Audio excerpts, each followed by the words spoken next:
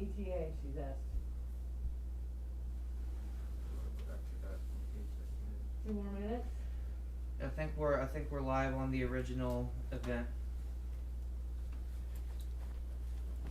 Okay, it's Mike's lit. Everybody's good. Okay. I've got it. Stream will be starting soon. Let's still keep it at 9:15 until. Maria Liz, can we get up now? Are we alive now? Paula. Let him go 15. Says live now. Yes, we are live now in the original event. Do I need to send that to her? I can send it to right now. Well, I need to send the embed code. Oh, fine, go. Tell her we're going live at 9:15. How many minutes? 2 minutes. Okay. Yep.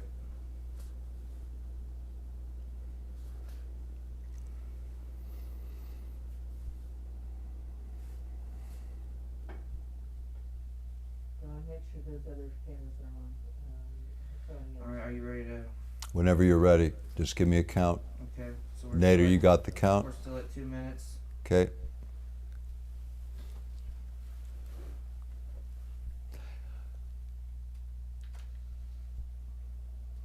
Just making fun, just laugh about it, life, you know.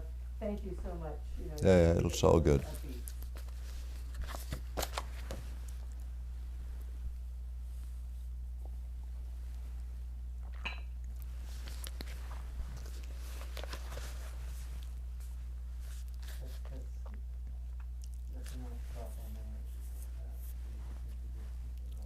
Where's the handheld?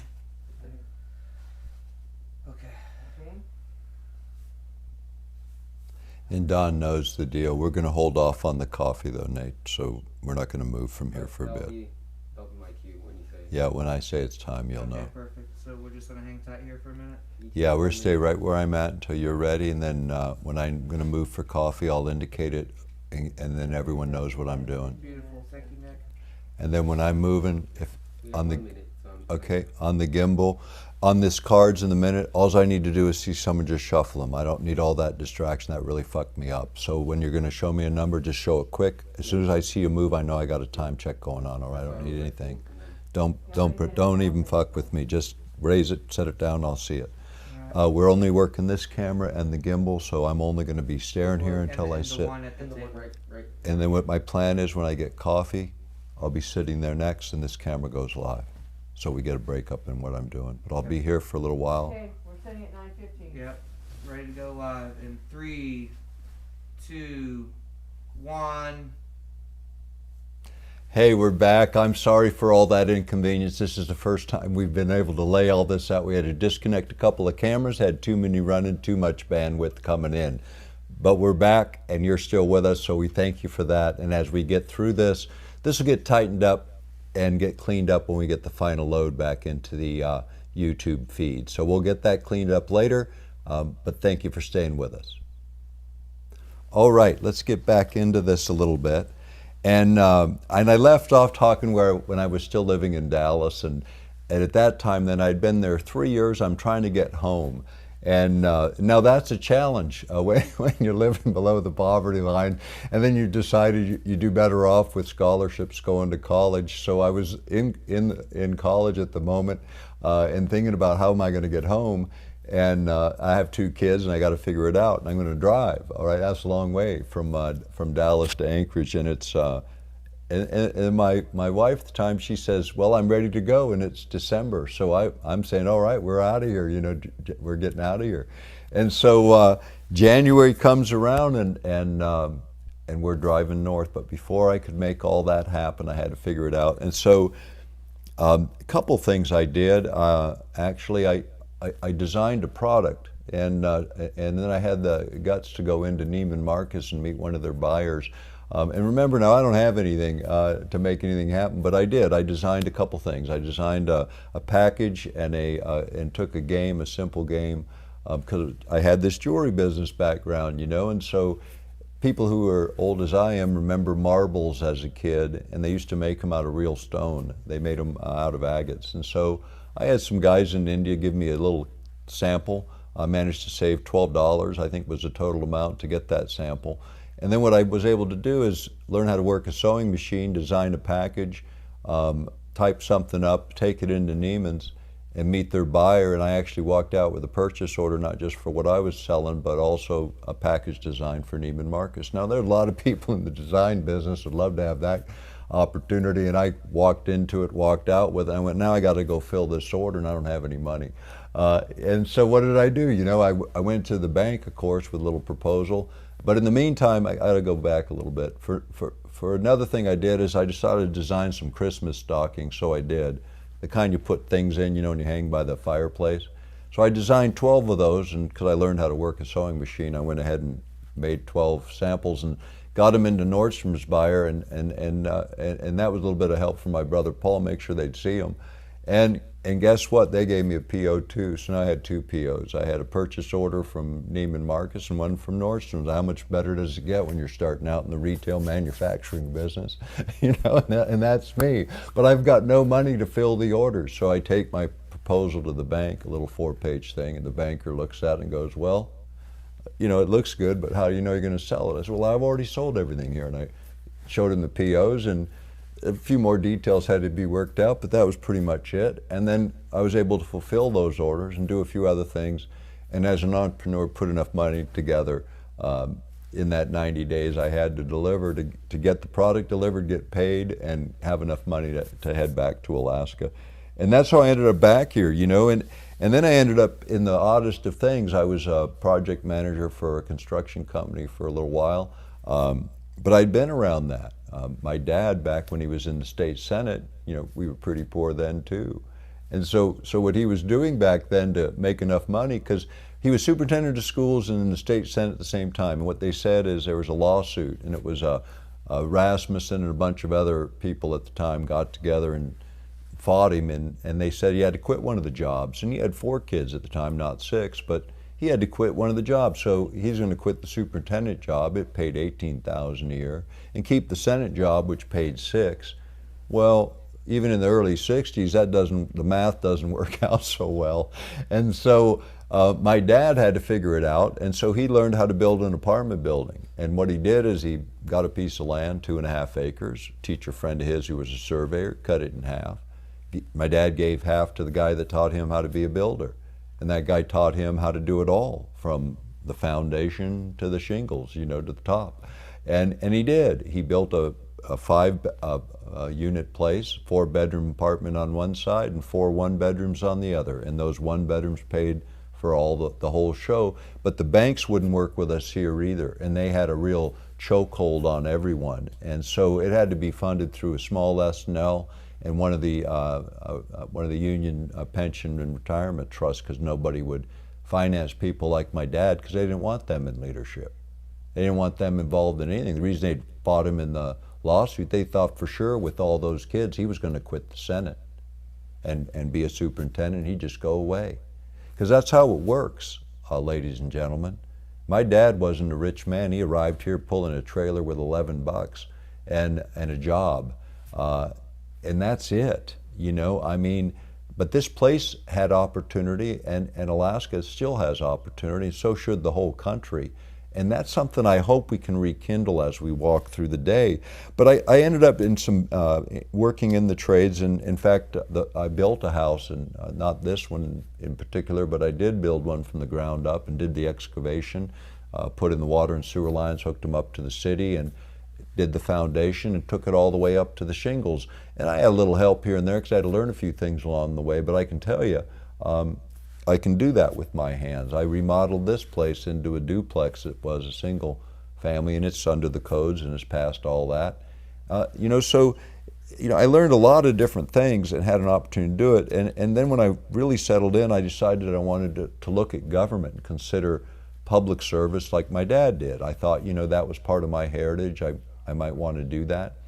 And so I thought, where would I really go to gain the knowledge? And I thought, well, I'll go into education, at least in terms of working for the school system, and the biggest ones in Anchorage. And half the state's budget is education. In fact, more than half of the state's budget. In fact, most states, wherever you're listening, and most places around the world, a major portion of government is in fact education, especially at the local level. And at the city level, it's half the city's money too, is all centered on education. So I went to work for the Anchorage School District, and I went to work as a purchasing agent in the maintenance division, which handled all the construction materials and all of that. And I was asked to clean up a mess that had been created there for quite a while. And a bunch of audits had taken place, and a bunch of people had been fired, and new people had been hired, and they had 5,000 line items in their inventory, and they didn't have an inventory, just piles of stuff needed to be cleaned up and organized. And so I put that all together and did that for a number of years. But 10 months in, and I'm in my 20s, 10 months in, they're going to wipe out this group that's kind of a polyglot kind of group of middle managers as a negotiating group. Kind of had an association there that negotiated with the school district, and they just wanted to wipe us out, make us all executives. And some of us didn't think that was such a great idea, given the superintendent at the time, but I was pretty young, and we were in the middle of our elections as a little union organization, not really a union organization at all, but an association. And so I was on the nominating committee, and I couldn't run because I'd only been there, working there 10 months. You had to be there a year. But the nominating committee thought I ought to be running. So when we got back out of there a few days later, we announced the nominees, and then they asked if they would consider the membership, consider suspending the bylaws and allowing me to run, which they did. And so I ran, and I won that night by 2/3 of the vote. On the platform that we were going to organize as a real union, we weren't going to let the superintendent wipe us out, and we had no law. I mean, there was no laws anywhere except for a little bit of school board policy. So we did, and at 26, I decided to engage that little bit of a battle, and we organized and then affiliated with the American Federation of Teachers and the Alaska Federation of Teachers, AFL-CIO. Went through a big process to do that, and a lot of fighting with the school district over that a bit. But I never looked at it as a fight, just a challenge to get something done, and we did. And then we changed the policies within the school district. We eventually changed the state law as well, so they would recognize us. We also did a lot more there while I was there. We created, at the local and state level, whistleblower laws, where public employees would have a way to go in and identify things that were needed to be fixed, that maybe they were a little uncomfortable with. We also set up, at least in the Anchorage School District, the ombudsman from the city had gained jurisdiction. And an ombudsman, for those that don't know, is kind of an independent person you can go to anonymously, and they have like subpoena power. They can just show up in a government office and dig through the right files and pull the right ones out if they know where to look. So every town should get one. If you don't have one, you should, this is another key, if you will. Ombudsmen are useful. They represent the public's interest when the government fails. You should have them at the local level, cities, counties. You should have them at the state level.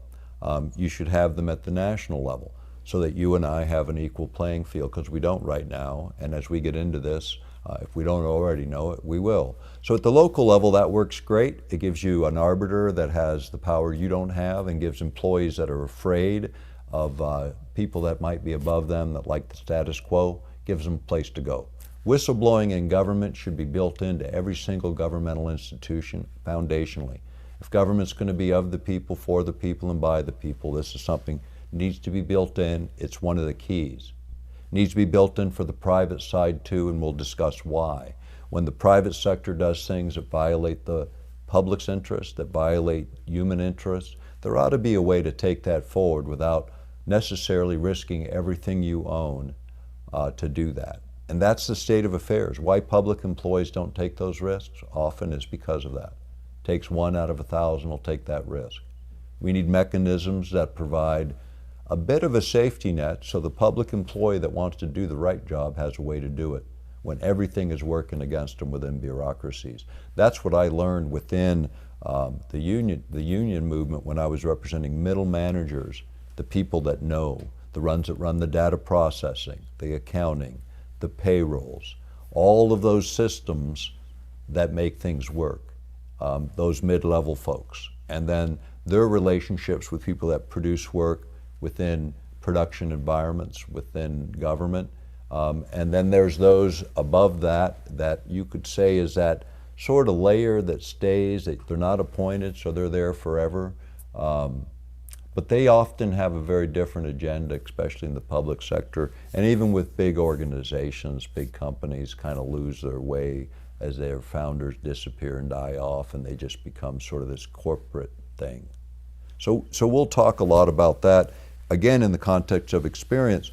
But I sat on the Central Labor Council for 10 years, and I was one of the people that actually showed up. Anyone who was there then can tell you.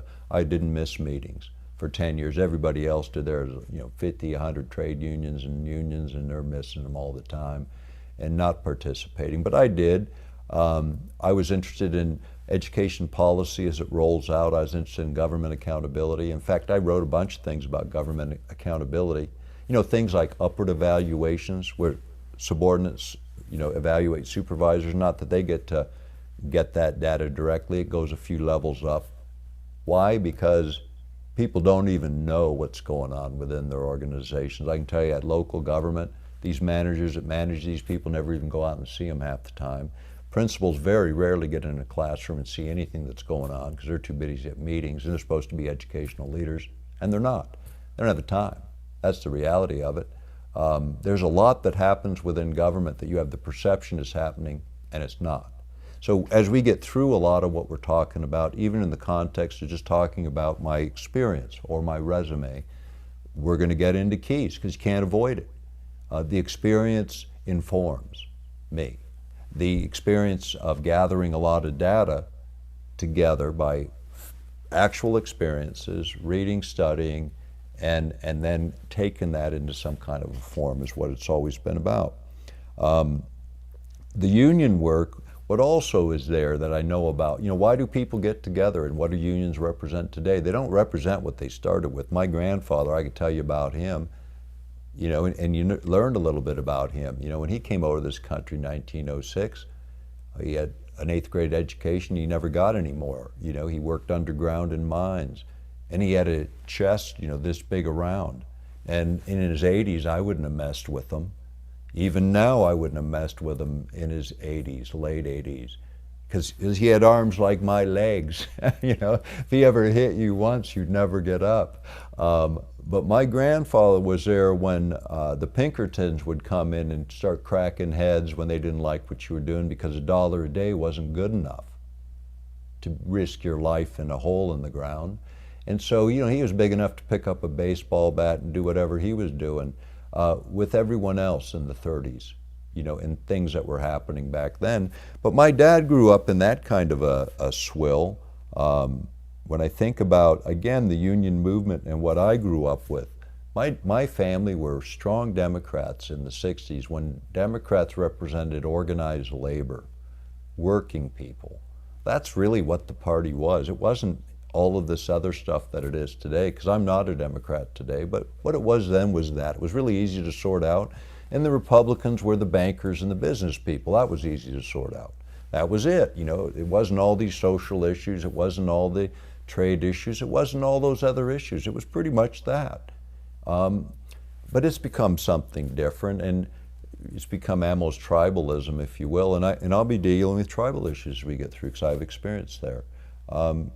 But in the bigger picture of my family, we're going to get into that too, because we're all over the map. We got the right, the middle, the left, and every configuration you can imagine in my family in terms of the politics and the background. And so that makes it interesting, and as we roll through it, I hope that comes out. AFT, the American Federation of Teachers, was way different than the NEA, the National Education Association, because the association was always, principals were involved. It was kind of a squishy organization. It wasn't really a union. AFT was. But they had an agenda of a different one regarding education. At least that's the way I saw it. And it was the idea of accountability, the idea of independence, the idea of letting teachers teach from the bottom up. And what I was always around was good teachers. I was always around teachers. I mean, that's where my parents were. Both my parents were educators. My mom got her bachelor's. Final exam was being done as she was giving birth to my My brother Mark, who became a U.S. Senator, you know, she's getting her gold rope, you know, but having to take intermission for childbirth. But my family was into teaching and into education, and we valued it a lot because that was my dad's gateway. First generation American, you know, the old story, you know, the one pair of pants to school and the one for church. Well, that's my dad growing up with his three brothers and his sisters. You know, and growing up in a way where there were no limits, as you know, and there weren't, you know, and he didn't have the money to go to college 4 years, only the money to go to 2, so he did a 4-year degree in 2 years with a 4.0. There wasn't any option, get it done, you know. And this is the thing that a lot of us miss is perseverance counts, makes up for a lot of lack of knowing. If you just keep at it, just keep trying. And that's, when I think about my grandfather, I think about the fact he never really spoke very good English, but boy, did I respect him as a human being, because my dad did. So, I mean, I was taught to respect people, human beings. And this is something we lose too. Someone sounds a little bit different, they look a little bit different, whatever that story is. But that wasn't in my life as a child. That wasn't part of anything. It was so invisible for so many other people. And when I think about, again, going back into the union movement and the work I did, it got me around the state. We ended up organizing in the university. We organized the professors. We organized the state supervisors and merged them into our organization about the time I was heading out of it. But I had learned a lot by then. I had learned quite a lot. And I stayed with the school district in education about 10 years. As I left that is when I started writing, and I was frustrated in the school district. I kept having them whittle away my job. You know, they kept cutting parts of it away because not adding more responsibility, cutting out the time so I had more time. Because I wouldn't do, you know, I'd do my work and then I'd go home and I'd read, and so, or I'd study. So I got them to cut my pay and cut my time rather than take increases, so I'd have more time off. And then they only got it down to a certain point, and they said, we can't cut it anymore even though we know you can do the job. So I started writing. I decided I would change channels. Now this is another key. Here's a concept for you. I got it from, at that time, my 6-year-old who said, Dad, why don't you change channels? You know, because he heard me complaining about what I was doing professionally in my work. I just wasn't happy there. And not that I wasn't getting things done, I just wasn't happy doing it anymore. And for me, changing a career wasn't such a difficult thing. I always pursued my curiosity and my interest, and I thought a person should actually love their work, you know, or at least try to. And so this is another, perhaps, a key in all of this. We should try to find employment as close to the things we love doing as possible. And even starting out as a young person, start thinking about, okay, if I can't make my money as an artist, could I make my money maybe as a graphic artist or a sound engineer, or, you know, whatever your art is? Because all of us have an art, and you should find a way to bring your art into your professional life if you can. That brings a great deal of satisfaction, if you can. If you can't, then, I always say this too, if you can't find that mix, then find a way to optimize your labor exchange for money, so you make as much money as possible doing something maybe you don't like very much, so you're freed up to do that which you like with the rest of your life. Because sometimes that's the way it works. But don't do it forever, just do it until the next thing happens. And that's kind of how I approached a lot of my life. You know, a lot of times I did work that maybe someone would say, well, why'd you do that? Well, it was a great experience, all of it. I wouldn't trade any of it, not one breath. It was all worth doing and is worth doing. And I was taught you should actually have a profession and a trade. That came from a guy who was state senator with my dad, Gene Guess, and I thought it was a great idea. If you have a profession and you have a trade, basically that means you're always going to have a job, you know? Not a bad idea. If you can pick up a hammer or pick up a pencil, hey, number one, you can get something done. And that's really what a lot of it has been about. So as I left the union work, and how that happened is I discovered a few things about the teaching union at the national level, and they wanted me there working on other things, and they put me through a lot of training. I negotiated collective bargaining agreements 7 or 8 times. I organized the first coalition of labor within the Anchorage School District was elected their chairman, saved 240 jobs with a bunch of my colleagues at a time when the leadership wasn't there, and I was that leader in my mid-20s when they weren't there.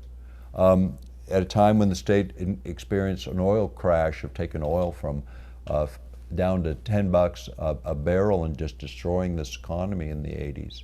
And we're going through a destroyed economy again, you know, right now, 40 years later, a generation later, 40 years. You know, when I think about changing channels, that's when I decided that I was going to write. And I wrote an article, the first one about HAARP, which some of you probably saw. It was in Nexus magazine. And they published it right away. It got the attention of a few people, and that led me into meeting Gene Manning, who became my co-author on the book Angels Don't Play This HAARP. And that was 1994. That's a long time ago. But that really began most of the public work that I've been involved in, and that resulted in 5 books in English and 9 smaller books in English, and then the main books were translated into 10 languages.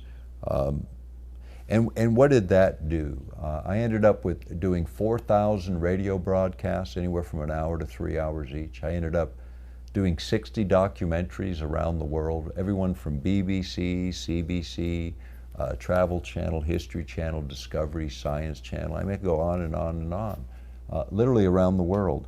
I did 200 lectures and traveled to 44 countries, a lot of times. During that period, ended up in Europe working with the European Parliament on legislation starting in the late 90s. I worked with a lot of groups. We're going to talk about some of that.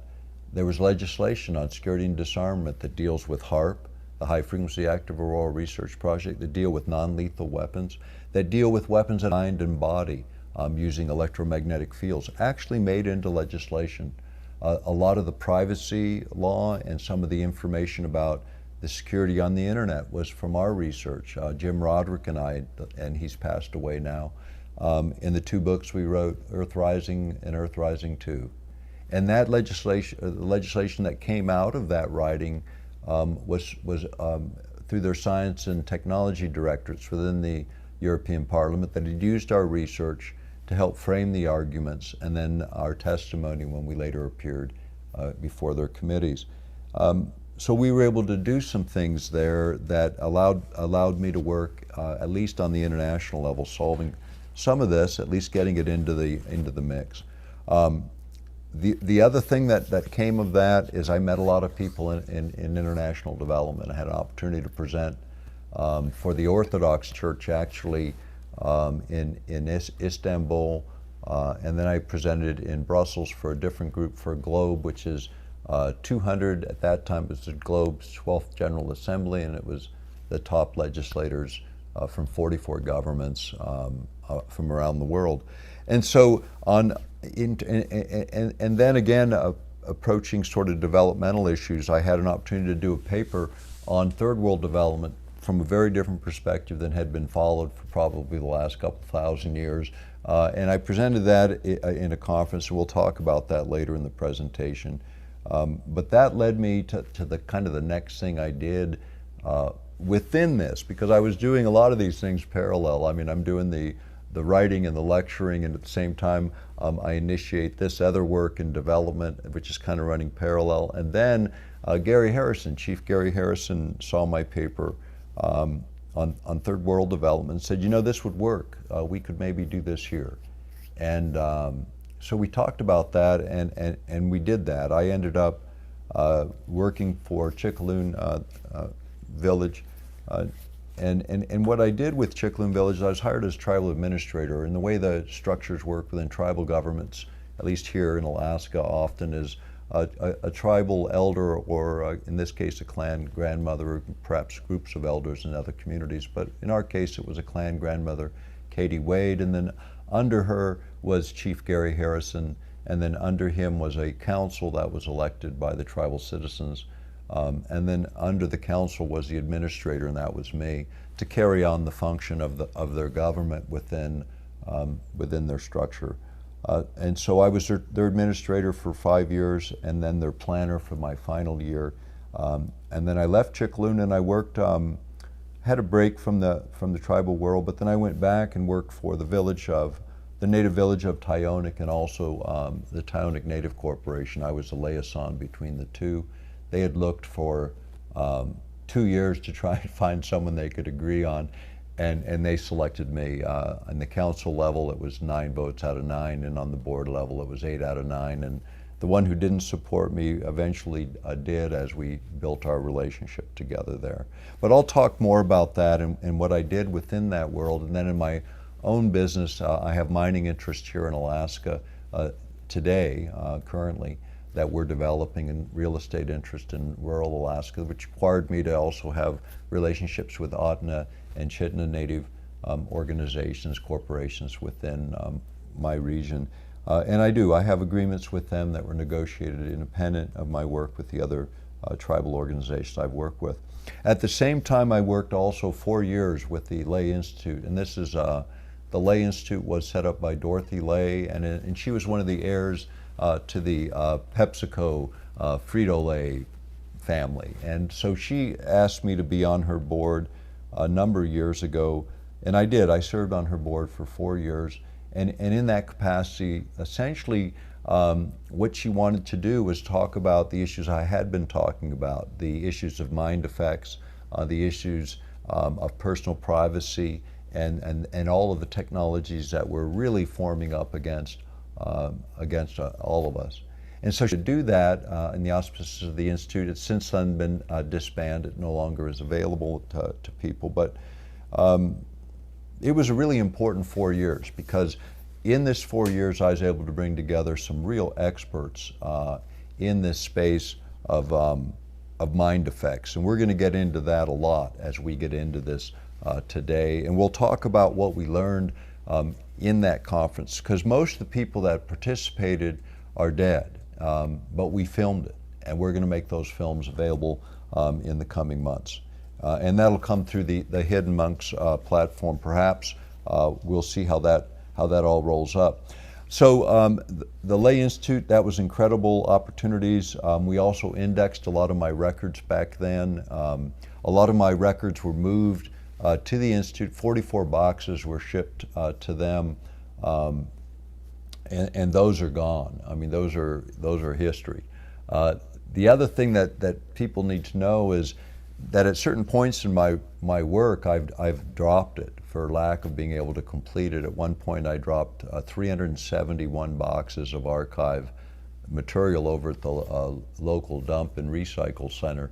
And this was 10 books that never got written. And they didn't get written because I just flat ran out of time and didn't have the support to get it done. And now it doesn't matter. It's just old information. But I don't want to do that anymore. And that's why we're doing it this way, is to be able to get one feed out and tie a lot of things together.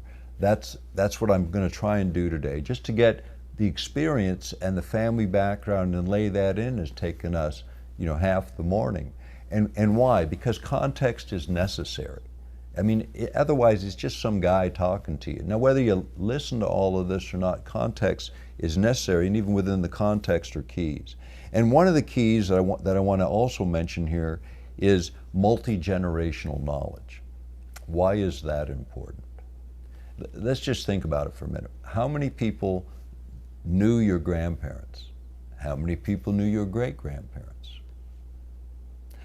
Right. How many know much about any of them? Not too many. Depending on your culture, because certain cultures it's a whole different deal. Because in certain cultures it's the elders that raise all the kids.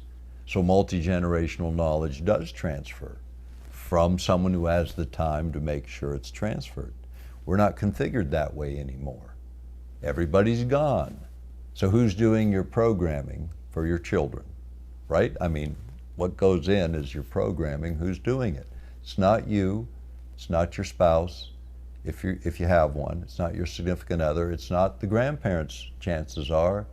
It's some institution. Now, the last year, you again, if you're the parents, and you've been locked up under COVID, a whole bunch of people are learning a whole bunch about themselves, that they didn't know, and they're learning a whole bunch about their families they never knew, and they're learning a whole bunch about people that we didn't know either.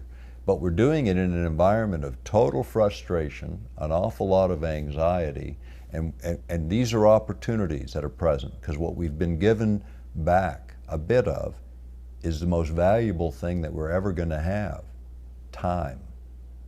The time we have in the earth, which is finite. It has a beginning, a middle, and an end. So it really does have a constraint within it.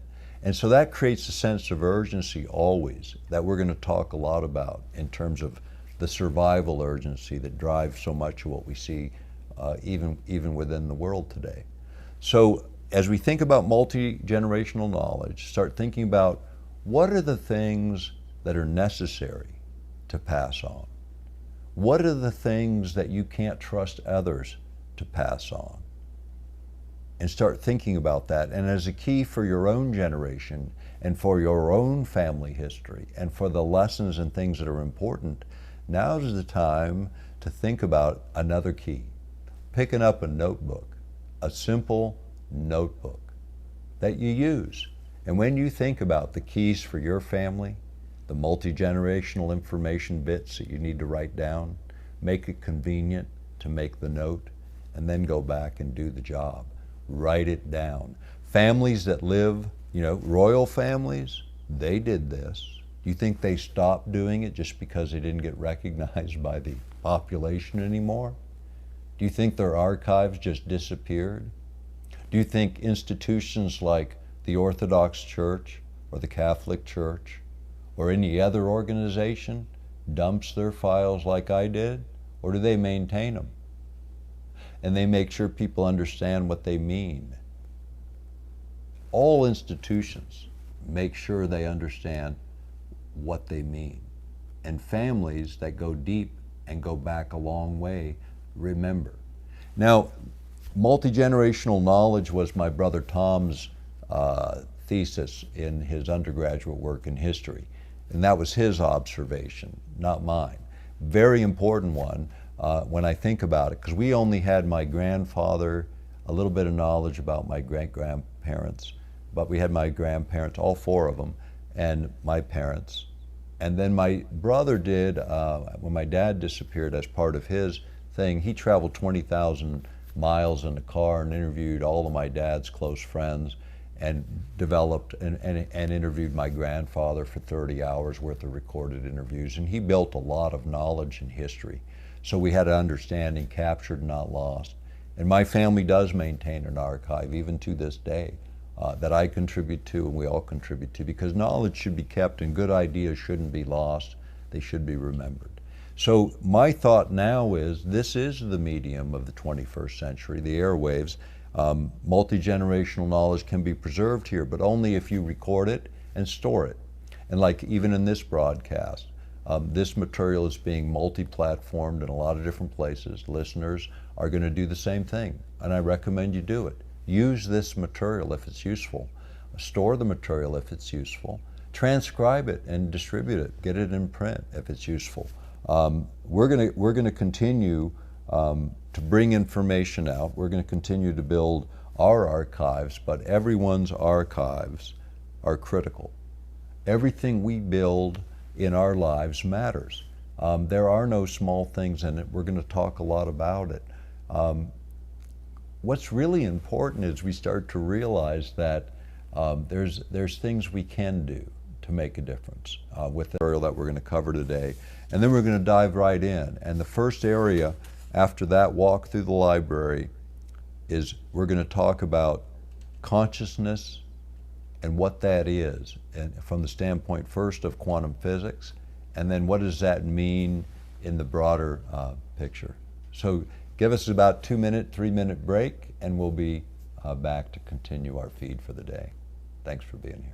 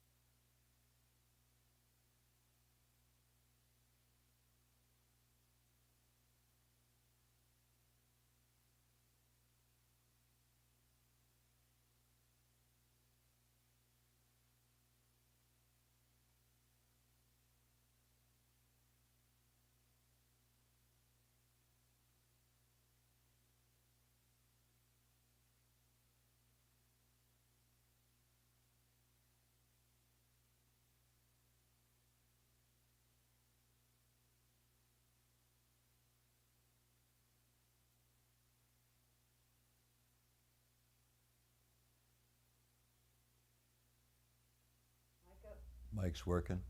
Everything's good. Sound? Give me a count whenever you're ready.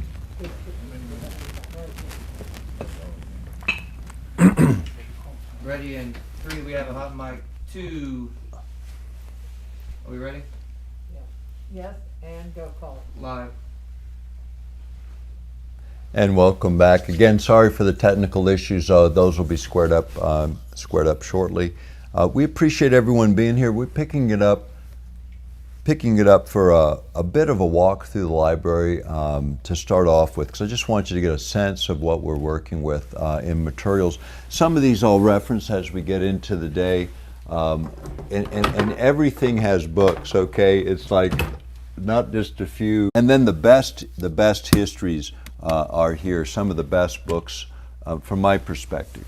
And then when we get back into this area, we're into. This is just Tesla, for those that know Tesla's work, and that's everything in English and German, on all of his patents, all of his papers, and a lot of material about him. And we're going to talk a little bit about that as we get into the day. We start to get into Wilhelm Reich, some more esoteric stuff on weather and minerals, get into some of my interest. And then here is just China. Okay, this is 3,000 years of China. From philosophy, from history, from medicine, from herbs. It's really a pretty thorough look, and from military technologies in the modern era. But the root of China is here in terms of the base philosophy and ideas from the I Ching to the poetry. So things that are important, the art of war as applied all the way across, and then healing. And energy medicine, actually a big part of this and a very important part of this particular area. Then I get into the ideas and opinions of people like Einstein, Snowden, the culture map for communications and intercommunications with cultures, and even the 5 love languages for children, which actually is a really good one if you have children. But then I get into things like Buckminster Fuller and critical path. Buckminster was one of these odd critical thinkers that did incredible work if you take a look at his history. So it's more about thinkers, and then I drop more back into earth sciences, which has always been a big part, and mineral processing, which is again a big part of things that I'm familiar with and have been involved with. So then we go from there to things dealing with interpersonal stuff. So you got Chemistries of Success, 12 Rules. This is a highly controversial one for those who followed Jordan Peterson's work. I really like his work. I think he brings up some good stuff, and he's worked a lot in the areas I have, working in the tribal world, working in areas. To Cambridge Analytica, we'll be talking about them later. Zbigniew Brzezinski's work, who was National Security Advisor to Jimmy Carter when he was president. He was one of the formative people in the Trilateral Commission and the work of the big globalists, the big insiders, along with Henry Kissinger. And they were, in fact, it was Kissinger's jet that I flew back on to Alaska with my family, and the congressional delegation for the memorial services held for my family. In fact, the memorial address is actually in one of these cabinets. It's right here. This is it. These black volumes are the address that was delivered in Congress, as well as the congressional minutes and the things that were done in Alaska. And it was Henry Kissinger's plane that we used for bringing everyone up. And we had a lot of people, a lot of congressmen, people on board, senators on board. And we stopped in Minnesota and picked up my grandparents and a bunch of my family members, and we all came to Alaska and did that. And I was 14 at the time. Going back into this library, now we get into physics and quantum physics. We're getting into the areas of my friend Elizabeth Rauscher's work, and she has 3 volumes here. One of the most brilliant woman physicist of her age, and she passed just a few years ago. In fact, I'll tell her story a bit when we get into it. And then Alexander Keverenen's work, one of the people I've worked with on mind effects, and he was the former head of the USSR Academy of Sciences Biophysics Division for 10 years before USSR went away. Visiting professor around the world, now deceased as I understand it, but brilliant. And his area of expertise was the mathematics, the physics behind psychic phenomena, the things that are the mysteries of the mind, so to speak. Then we get into kind of a mixed bag of, this is just on the mathematics of phi. It's a weird name, the English Kabbalah. The golden ratio is here. That's the more scientific version, but that's the history of it as it applies to arts, sciences, geometry. Fourth phase of water, there's interesting Pollock's work. But again, science, we start to get more science. Now we start to get more religion and esoteric things about belief systems, religion. A lot goes by who would have been considered the best herbalist on the planet. They just never got published, unfortunately. But I did keep those because those are too important to lose. But in all of this material, there's an esoteric side and the scientific side. This is predominantly, this whole area is about the brain. I mean, most of what I got here is about the brain, and it's everything from Ostrander and Schroeder's work, which I talked a little bit about, but they did a lot. They did a book called Super Learning. They did a book called Super Memory over here. The books that really impressed me, one that really, really impressed me wasn't theirs, it was this one, Mega Brain. And this was done in the 80s by Michael Hutchison, and it was an exploration of machines to improve our human capacity. And we're going to talk about some of that as we go through the day today. But the brain and the mind and what consciousness is, it was a big part of all of it. So it's everything from neurology to the physician's desk reference, what doctors use to decide what they're going to do. And that one's a dated one, but it gives you the general idea. Now, and then in the bottom is even more esoteric stuff. This is really mixed esoteric material throughout this. And this was one of those books, Ostrander and Schroeder again. I read it as a teenager. And they later updated this. I think it was in the 90s after everything opened back up. But we're going to talk about that kind of stuff. We're going to talk about the idea that behind our very nature are aspects of our awareness that we're not even dialed really into in the manner in which we could. And this gets, to me, okay, now this gets really exciting because the mind effects thing is what most people know my work from.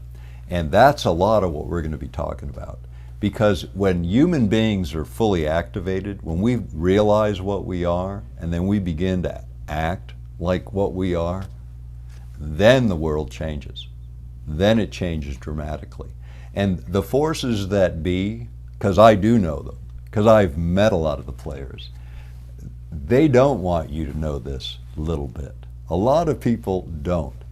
That you are really the hidden monks in so many different ways. It's not just a statement, it's the truth of the matter. And we're going to dive into it a lot. You know, and as we grab a cup of coffee, because we've been going a while, and I'm going to talk a little bit more about sort of what do we do with consciousness? How do we take consciousness and what do we even think about it? I mean, you know, have you thought about that lately? And here's what the best physicists in the world say, and Max Planck, long gone, you know, but he said that everything comes out of consciousness.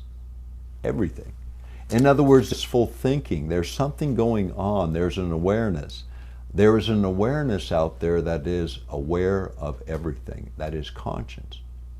We could call that God too. Now think about that. Physicists give it a different name, but it really is the same. You know, names are symbols to express ideas. That is the idea. You know, consciousness is in everything, and all form comes out of it. That's what physics says.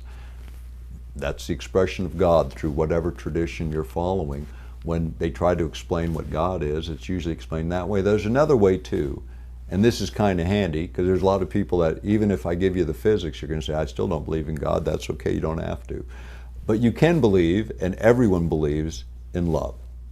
And God describes himself on earth in that one word, love. And so that makes love a noun, doesn't it, in that sense or in that use, if it's the name of God. But it's also a verb, and we use it in the world as a verb to express action, a very powerful action. So within the context of that very powerful action is consciousness. That's what it is, as it describes itself. And how could it be anything else? What's the opposite of creation? Non-creation? No, it's even taking something apart is a creative effort. So creation is the essence, the underlying source of it all. And I'm going to walk, as we walk through the library, I'm going to walk in and get a cup of coffee, because my normal routine in the day, as I think about my day, rolling into the day, it's about first thing, get some protein and some water. First, the water in your system, get some hydration going because you've been dehydrated. And coffee's not the best item, because it does dehydrate you. So you want to be drinking water. You'll see them laying around all here because we're going to load me up today. But you should take protein first. A boiled egg is a real handy one. You can keep them handy, and people are always in a rush. Start it with that, not the caffeine. That's what I did before we started today. And what that does is kick your body in so that it's doing its work, and its energy source is food, protein, and it's not caffeine. Because what will happen here is your adrenals will kick in, and you'll be running on them all day long. You can't kind of reset it. So set it right up. Protein first. Boil eggs at the beginning of the week. Make it your Sunday evening ritual. Boil a dozen eggs.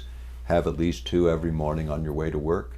Quick, easy, peel them at night if you have to, but make it possible for you to get the right thing in at the right time.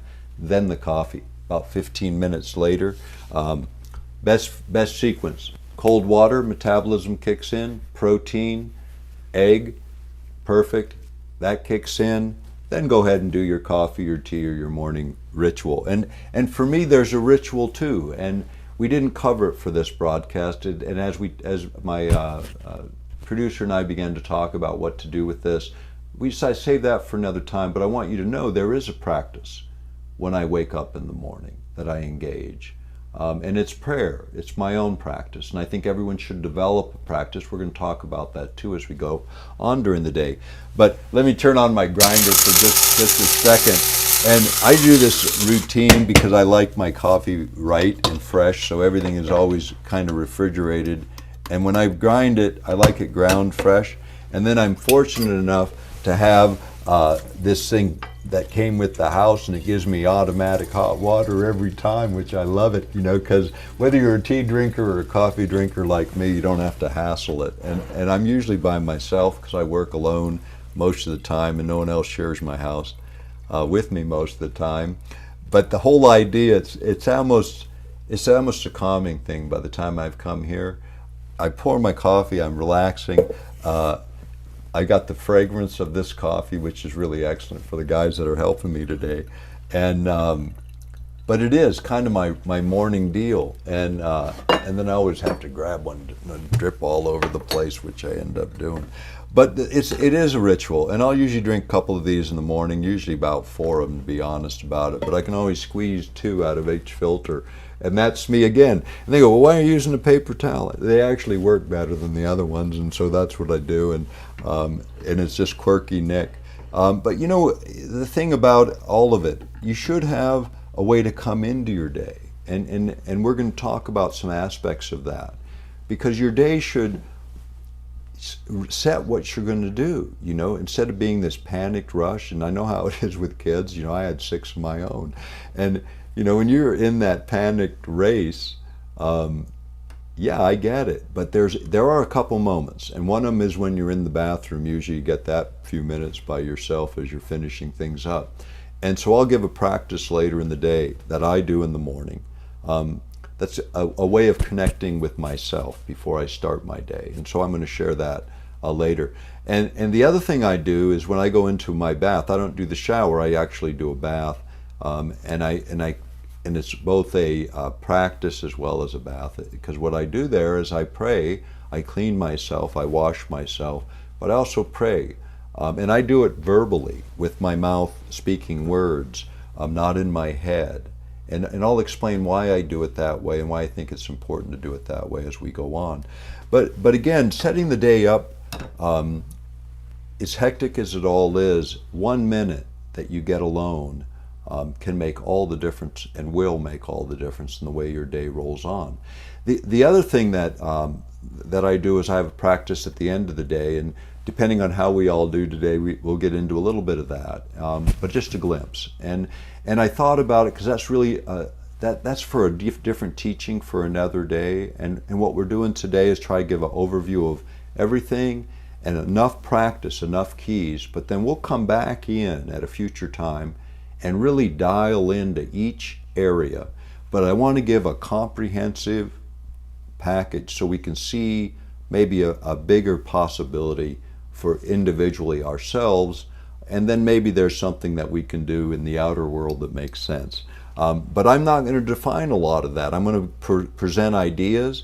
I'm going to present some really controversial ones. I'm going to present some insights into what I've seen to perhaps us to see things just a little bit differently. So let's go back and jump right back into what we're about to do for the day. And I'm going to switch places and be a little more at my normal kind of workstation, because this is the day station for me. Is normally what happens is it's nice and neat now, and then as I go through the day, this thing starts piling up with notes and papers, because the way I'll work during the day is I'll move between projects, and my phone doesn't ring very often, but when it does, it moves me between projects, and I usually have a few different things going on. And then I'm thinking about things all the time, or I'm in conversations with people that are big thinkers, because I'll normally have 2 of these a day, 2 conversations a day with someone in the world for probably an hour or hour and a half each. And we're not complaining about things, and we're not gossiping about people. We're talking about ideas and things going on in the world, and how those things might be better served by something that we could do. And then that becomes the notes and the information that I use for radio broadcasts, for what I do is my public work.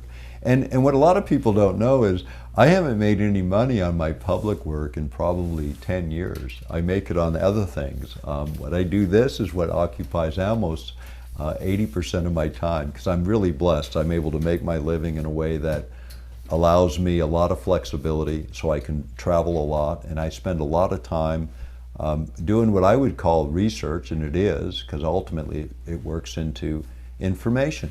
But here's how I look at my life. I don't have a job as such. I have a livelihood, a way of making my living. That includes a lot of different little bits and pieces, so that I have the freedom to do what I really enjoy doing. And I managed to do that, configure a life that allows me to do that, at least right now. And here's what I know too, is I hit 62 last year. So now I can even retire technically, right? I'm that age. I'm not going to, I have no intention to, until you burn me up and scatter my ashes. But up until then, I got a lot to do, and I'm as healthy as I've ever been. Now this is kind of interesting too. My health reset about 4 or 5 months ago, and so I've lost weight. I've gained muscle mass now back, and I'm actually the same weight and the same general health as I was when I worked on the pipeline all those years ago. I turned 18 out there. The friends I had there are friends I still have. In fact, I'll be seeing them next month in Southern California, a few of them. But when I look at all of this, and consciousness, again, as the theme to pick this back up and talk about, when you think about this thing that Max Planck was talking about, and you think about, and I think about friends in my context of how I look at time generally. Most people budget their money, right? They plan every nickel, how they're going to do it. But it's really the wrong thing. You should be budgeting your life, your time, planning how you want to use your time, and then deciding how much material things it takes to feed that.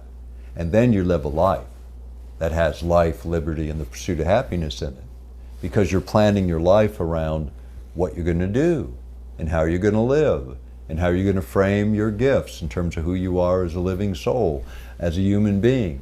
That's worth doing, but doing a monetary budget is an exercise after that, not before that. We get it, will come behind it. That's my experience. But I want to get into some of the way the consciousness sort of works into this conversation. When I think about what Planck was saying, was when I go back to when I started in gemology, one of the things that really fascinated me was light, the physics of light and what happened, and what a crystal was, as I mentioned in that intro. A crystal is the outward expression of the internal arrangement of atoms. That's what forms a crystal shape, is that. Within crystal structures, there are 6 basic structures, and then there's a 7th, which is considered amorphous. And so the structures have to do with the way things line up. Like you think about 3-dimensional shapes, you got a line going down, and you got a line going across, line going there, and so you get a 3-dimensional shape. For the cubes, like a cube, a square, they're all equal and all 90 degrees, but they can have a lot of different shapes outside. They can look like a cube, or they can look like a 4-sided pyramid base to base, where it's like this on top and like this on bottom, what's called an octahedron. Or it can be a dodecahedron, which is a round, almost looks like a ball, but it has 12 surfaces on it. So you can have different shapes, but still have this basic structure. So within all those different shapes, there's 217 of them that can replicate into 3-dimensional objects. Crystals. We're just talking minerals, crystals. And then there's amorphous, which means no crystal structure at all. It just kind of flows, not a real crystalline structure. So within also was, then what forms that? You know, what forms the atoms that form that? And an atom, as you know, is mainly empty space, which means everything here we're perceiving as solid or a liquid or even a gas is got mostly empty space. The most solid thing, the most dense thing, the most tightly packed thing is still mainly empty space. And then behind that is what? Consciousness, energy into form. This is one of the key principles of how it all works. Everything works. Everything comes out of energy into form. And when I mentioned in that bit of a discussion about wave fronts, acoustic wave fronts interacting to form geometric shapes, what got me in that conversation with one of my mentors, Reho, when I presented at the International Biorhythm Research Association that paper and I met him.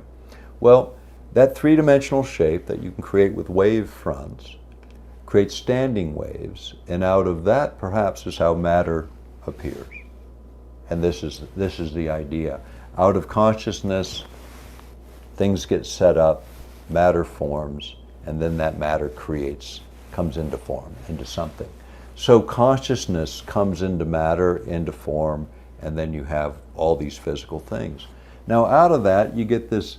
You get a lot of things that happen. I want to talk about 2 principles along this line. I want to talk about non-locality and quantum entanglement as they relate to human beings. What is this about?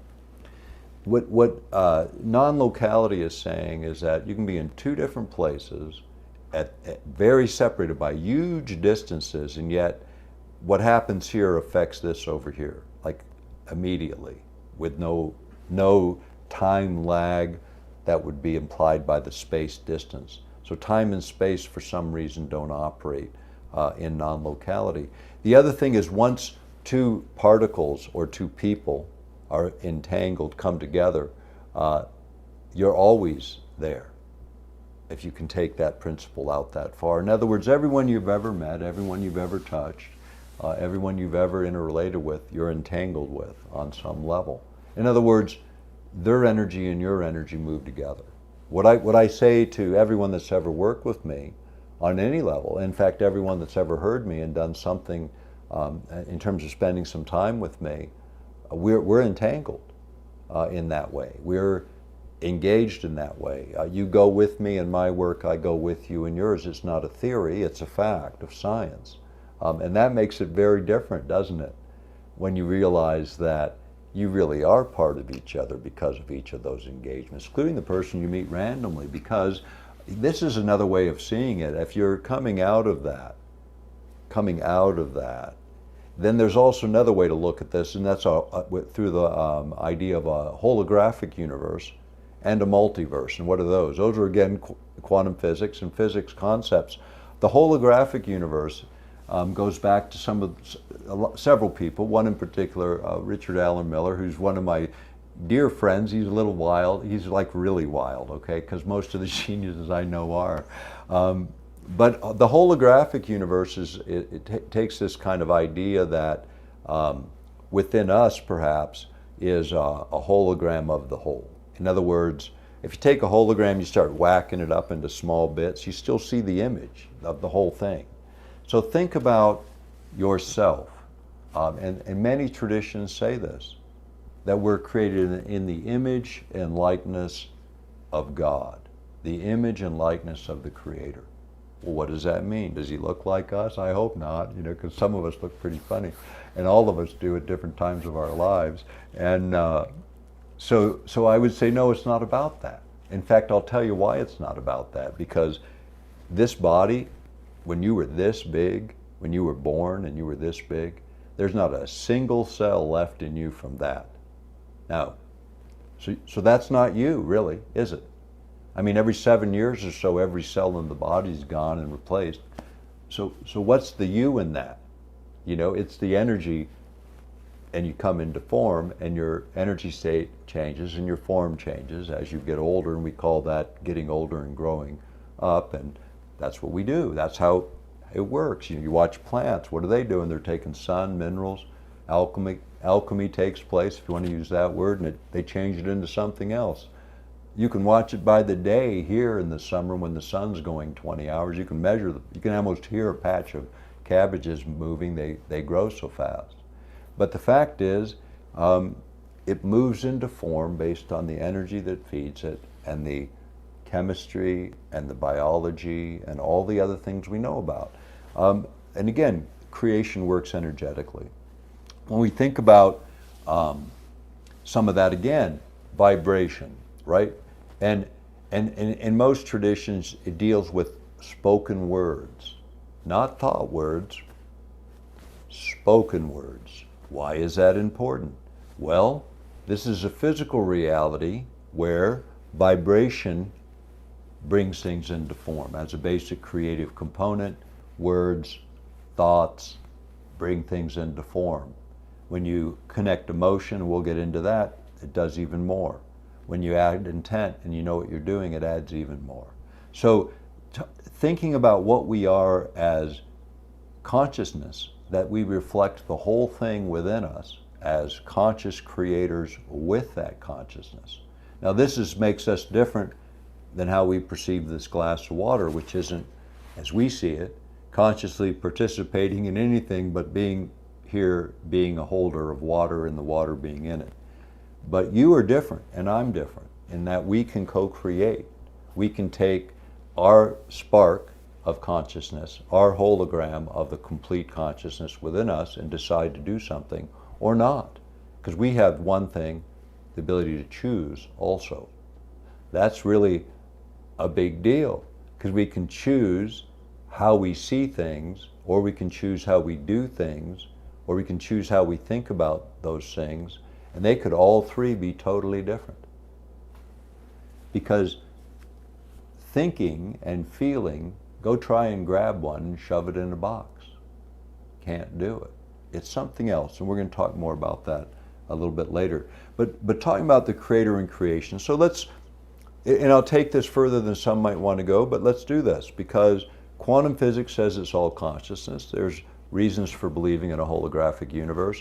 And I'd already mentioned coming into this as we met for coffee that love as a verb and love as a noun. And so if we could, those that just don't want to go anywhere with the word God or creator, I'll give you that. Just use love and substitute it in your own mind. If I'm using one, I'm using the other. But creator and creation. And then you get this thing, everything's spoken. It wasn't God thought, it was said, spoke, a word, boom. Words matter, words create vibration. Vibration is what, in fact, can create form if you know what you're doing. So this is important. Intention is important. It gets wrapped up in that because when creation was being created, there was always intention about doing something. And part of what got created was duality and union, all at the same time. And a dualistic system is what we see within the world: hot, cold, up, down, left, right, female, male. I mean, it's a place of duality.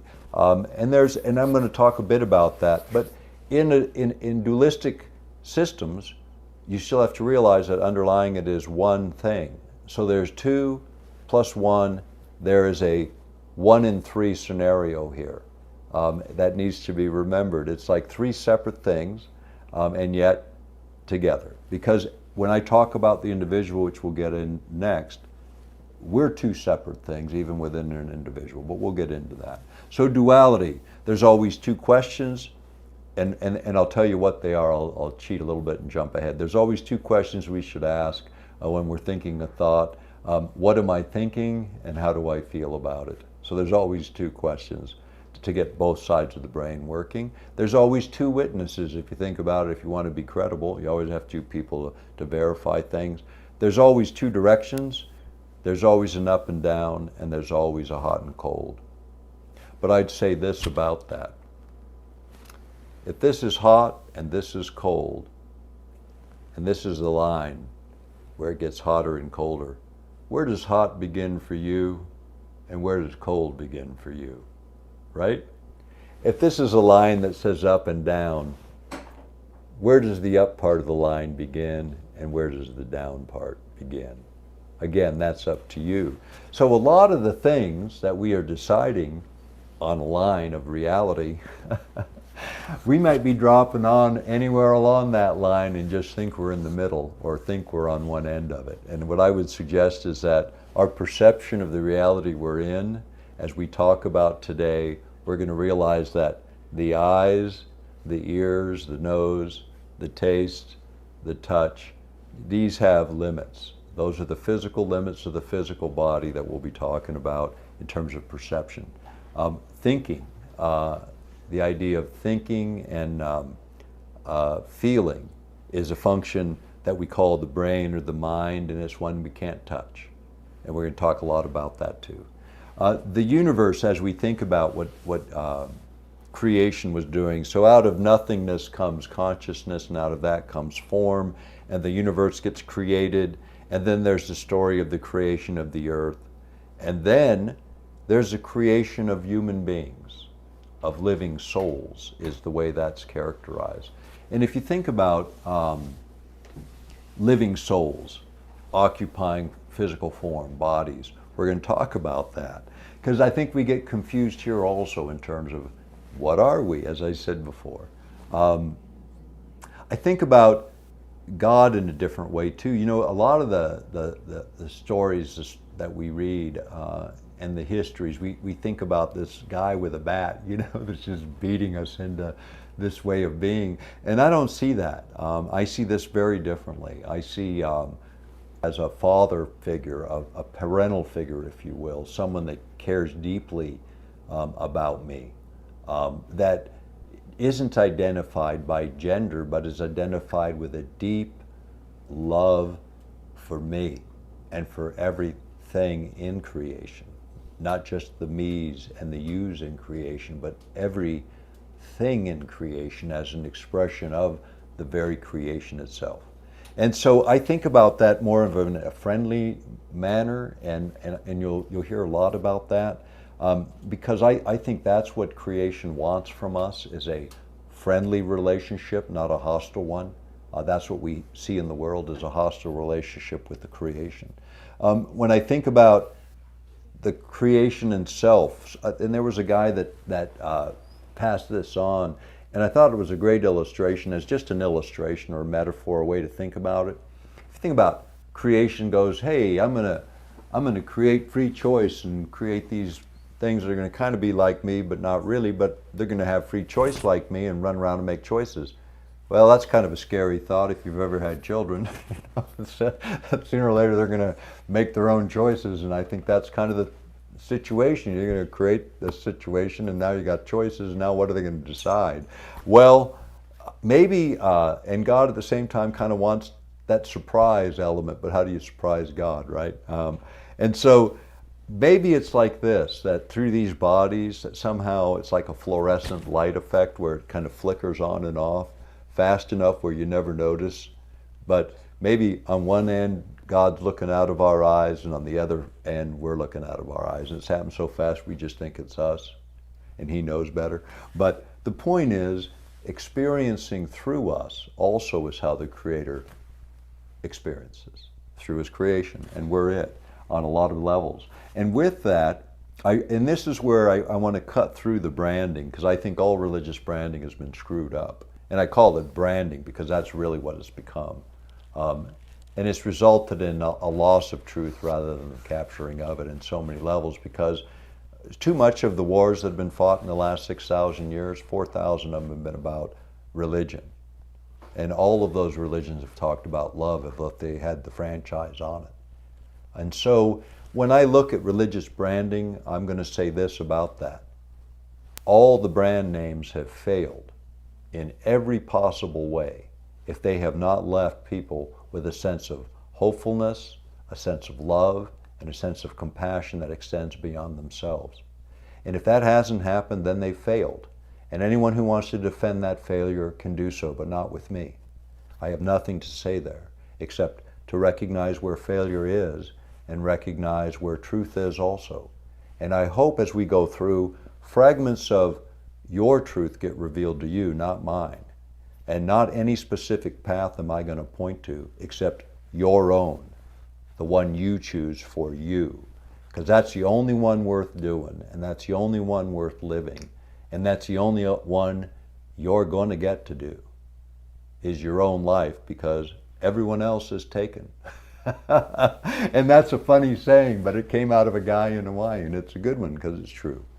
And what I would say is there's a couple ways this has been approached, and I want to, and by all of these faiths, no matter whether you're crashing through someone's culture like happened here in Alaska and everywhere else in the world, and deciding your brand is better, whatever that one was.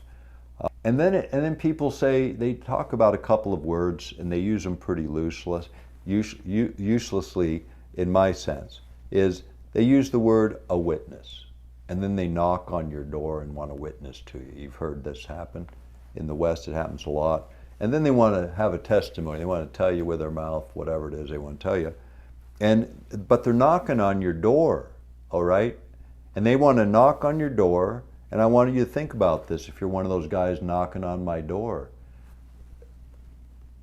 Your right is not to knock on anybody's door. Why do you think you can come to some stranger's house and want to have the deepest discussion that they'll ever have with anyone? You want to dive into their relationship with God. Whoa, how arrogant is that? To first assume that the person on the other end of that door doesn't have a relationship with God. That's pretty arrogant. And second, to think it's your job to make sure they do. And I don't think that's true. I think it's their job to decide whatever they're going to decide. And if you want to be a witness, then you live a life that somebody goes, wow, look at that person's life. And then they ask you a question. But when you knock on the door and you brand name yourself, whatever that is, and you fail, everyone says, see, that brand is a failure. That brand fails, not that person. Because you're out with a name tag that you don't need. Live a life, make your mistakes, clean up your act, and that's what demonstrates a real witness, is how a life is lived. What interests me about people is not how they succeed, but what they do after they miserably fail. Do they get back up, dust themselves off, and maintain their value platform as they rebuild their lives? Can they do that with joy? Can they dust themselves off and turn their disaster at some point into something different? That's what's worth doing. Because that's what this world is about, and that's what a good parent would do, is teach. With the easy lessons first, and if they're not heard, the hard lessons next. But the choices are ours, and the branding needs to go, and we need to start thinking about what we are as a created human being. And if you believe what I believe, which is when I look in the eyes of a human being, I see a living soul. That's what I identify with as a person. I'll talk more about it later. But that's what's in there. And because I do that, because I believe that person is created in the image and likeness of God, just like I am, I have to respect them. To not do that would be just insane. It's like not even in the mix. Now, I might get agitated by what I'm hearing, but I want to know. people don't just say things. Well, sometimes, I suppose, but there's a reason they say things. I want to know what it is, because then I can understand something about the person if I can listen to what it is and know what it is that makes them believe that. Now, I'm going to learn a few things there. I'm going to learn either what I'm ignorant of, and now I may believe differently, or I'm going to know where their hole is, what they're missing that I might be able to inform. But I'm going to wait to figure out whether there is a hole or whether it's with me. And that's a big difference. That's respect at a level that allows for a difference. And when I think about this country, the world, what we hoped for 250 years ago was that level of respect, that we would have all these different people from all these different religious backgrounds. Remember, people fled persecution because of what you believed in. No one was going to tell anyone on this continent what to believe. Now think about what's going on all around you right now. Everybody wants to tell you what to believe. I'm not going to do that. What I'm going to give you is a bunch of ideas and thoughts and how I integrate them, and I'm going to give you keys that work because I've done them. But the decisions about what is useful to you, how do I know what's useful to you? Your path is totally different than mine and will be, expect it to be. And whatever path a person follows towards their own enlightenment is going to be 7 or 8 billion of them played out on this planet. Because every one of us has these attributes that all of my science shows me, that verifies and confirms for me that the science bears out the possibilities, but the choices are our own. And that's where this thing gets really exciting. And in the next segment that we get into, it's going to be about the individual, about companionship and being stewards in the earth, and how we might start to reshape some of the things we're seeing, starting with ourselves, how to go in, go deep, and find a way to express the essence of what each of us have been created to be. Because we are way, way underestimating our possibilities. And it is time. It's time to awaken. It's time to awaken to what we are as living souls.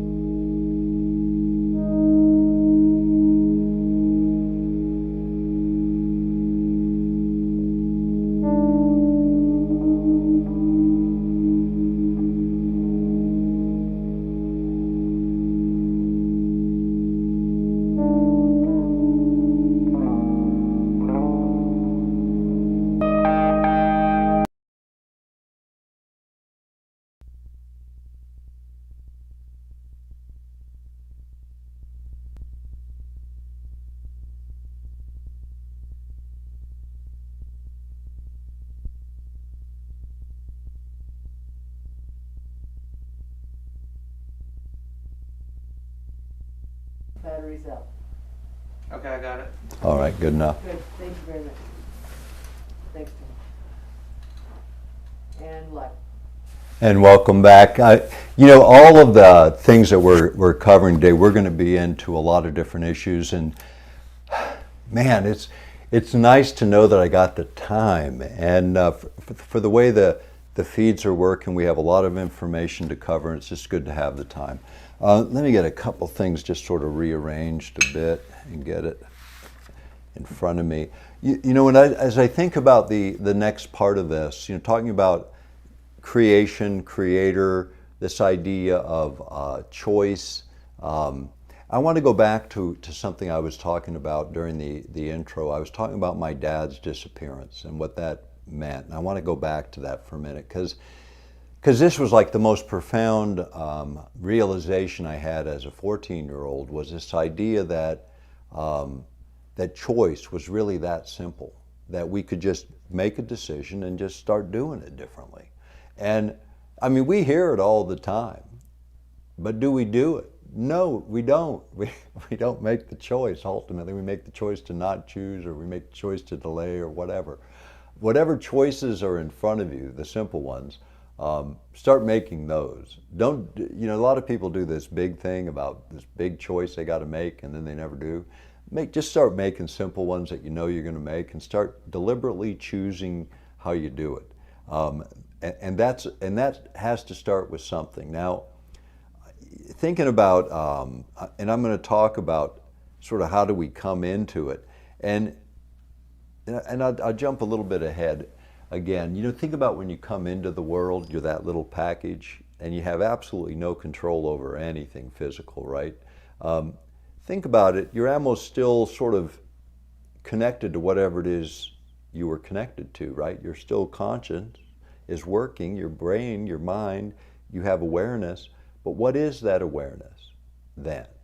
You don't identify with this form yet. Usually that doesn't happen until 6, 8, 10 months, a year even, before the child looks in the mirror and goes, oh, wow, that's me in there. Before they don't know that's them in there. Now think about that. When my youngest, Aurora, was born, she became my adopted daughter. She was my granddaughter from my youngest son. And when she was little, I remember holding her in front of the mirror deliberately to see if she would see herself there, and when she became self-aware, when that was. And for her, it was about 3-4 months is when she started to know, oh, that's me in there. 6 months for sure. She had clear identity. And that was her body that she was watching in there. But only her body she was watching in there, not the whole her, okay? And then as she got older, things that she remembers me showing her. She remembers she was curious about the prism I had in the window, that the sun would come through and throw a rainbow onto the floor, right?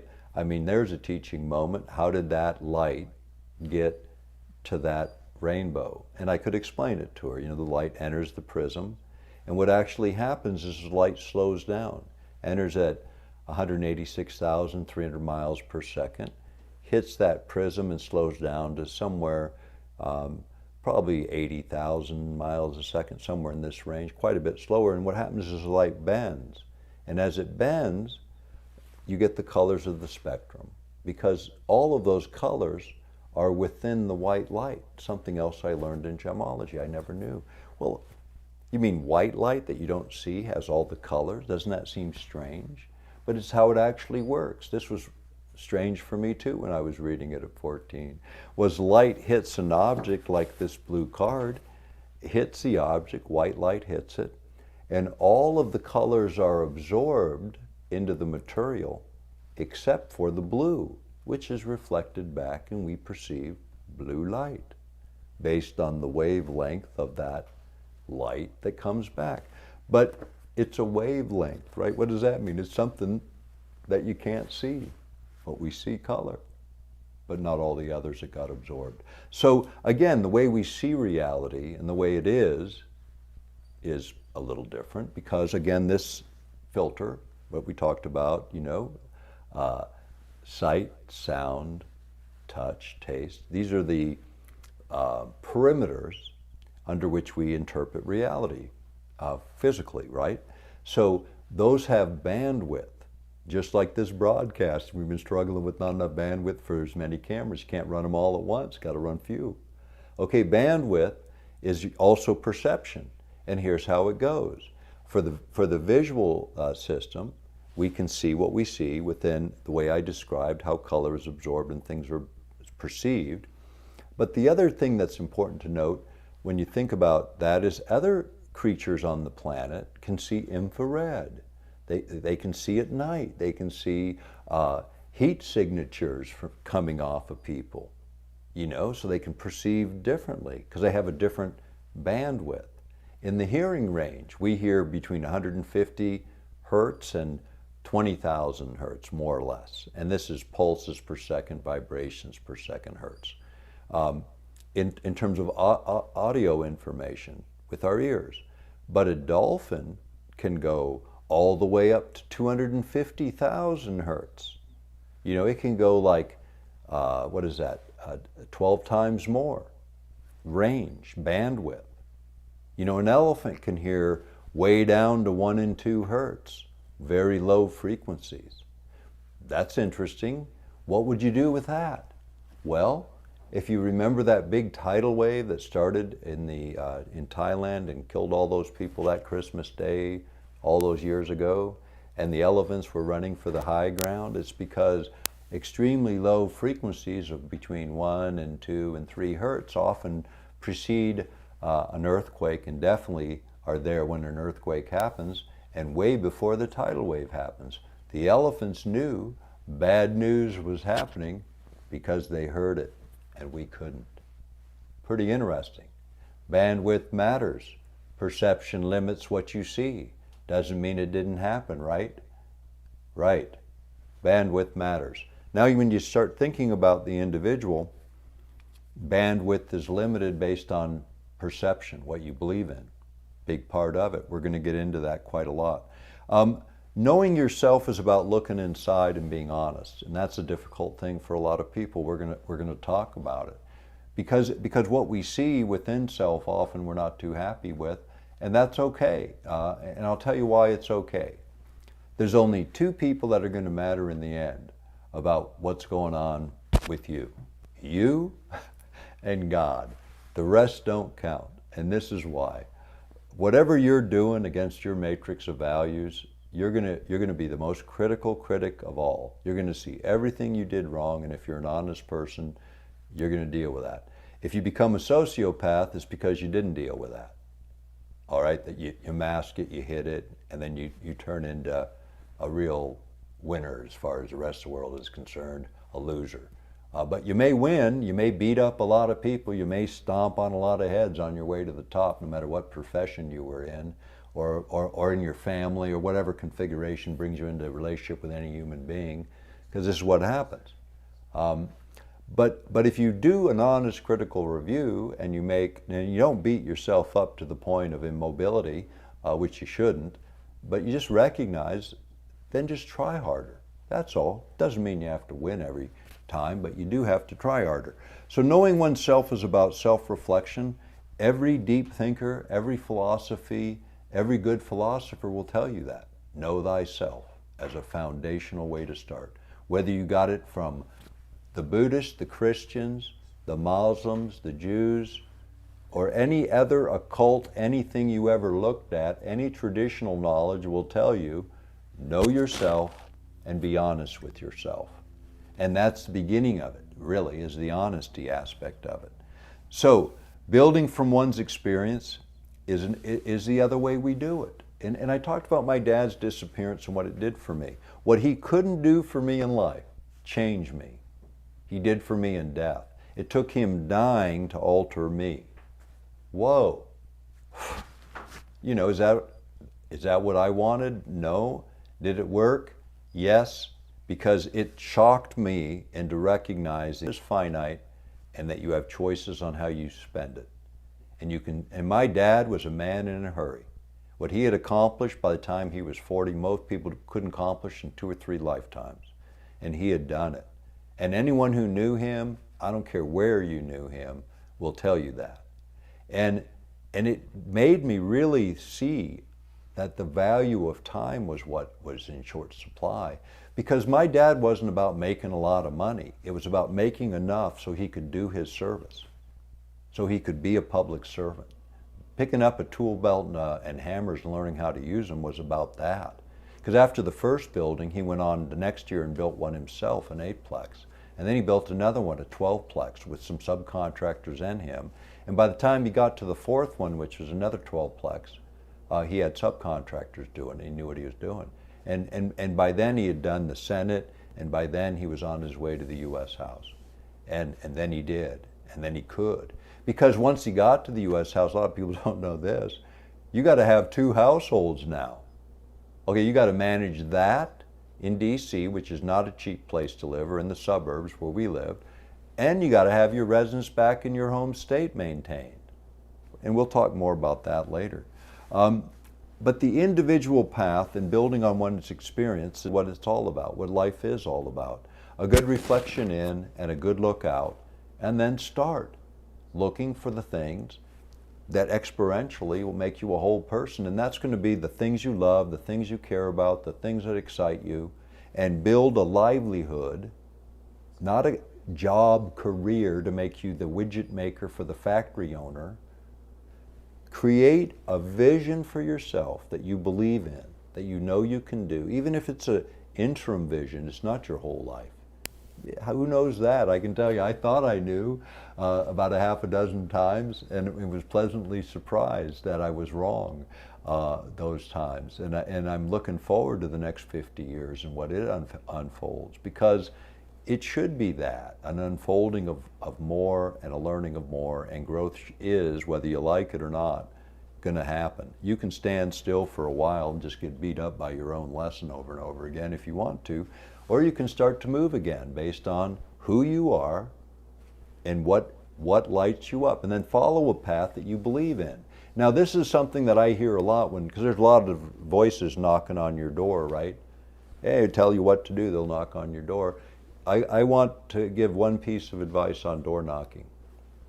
The only knocking that matters is when you knock on a door. And this does matter, I believe it. Search and you'll find, knock and doors will be open. I believe that's true. That means for you, simply start your inquiry inside about what you care about and what you believe in, and then follow that until you can line up with a truth that works. I'm going to give you some tools that I definitely will work, but that's it. And the individual path to either love or God, and you can use it either way, but the individual path is your own. And I think about the most critical critics of the path that people follow, right, because they want to tell you how it is and what you ought to be doing. And I'm going to say it, it's Christians telling you you're going to hell if you don't believe like me. And I hear that from a lot of religions, actually. And I sat next to people in Catholic churches, and I sat next to people in Baptist churches, I sat next to people in Assemblies of God churches, and non-affiliated, and a whole bunch of other places I've sat with people. And mostly what I've seen is a lot of people afraid, just deathly afraid of doing something wrong and screwing it up and going to hell. And man, that isn't the way I want my kids to live, and I don't think that's the way a creator wants us to live, and I know that isn't the way love works, okay? So it isn't about that, it's about something different. And what I think it is, and I'm going to say it loudly, is I think it's following your path no matter what it is, no matter what anybody says, as long as you know it's yours and not someone else's. Not your sisters, not your brothers, not your mothers, not your fathers, not your kids, yours. And if you're not doing that, then the only one you're cheating is you. And the only thing I'd like to leave you with at the end of all of this today is that you find you again and start doing you again and quit doing everybody else. Because you're worth doing, or you wouldn't have been created to do anything, and you wouldn't be here in the first. The delusion is somehow we're not worth it, and that's not true at all. We're the worst judges of ourselves, but the path we're on needs to be our own. And I'll give you a good example. In the Christian faith, Solomon is known as the wisest man that ever lived, the wisest, the deepest wisdom, the best leader, the wisest. But you look at his history before he was the wisest man. His history was one of studying everything occult, numerology, astrology, conjuring demons even. He did it all. He looked at it all. He had 1,000 wives or concubines, right? I mean, this guy was doing a lot of wild stuff, right? And I think most Christians would say that was very un-Christian of him to be conjuring demons and doing all those things. And not that I would agree or disagree with that statement, but I would say it's none of your business, and that's why we have religious freedom in America, is because it was never your business. And King Solomon would tell you that too. And you would listen to him at the end of his trail, even though you want to burn him at the stake in the middle of it. And I don't think men judge men very well in terms of our individual paths. And I don't think it's our job. In fact, if we want to make it our job, most people have,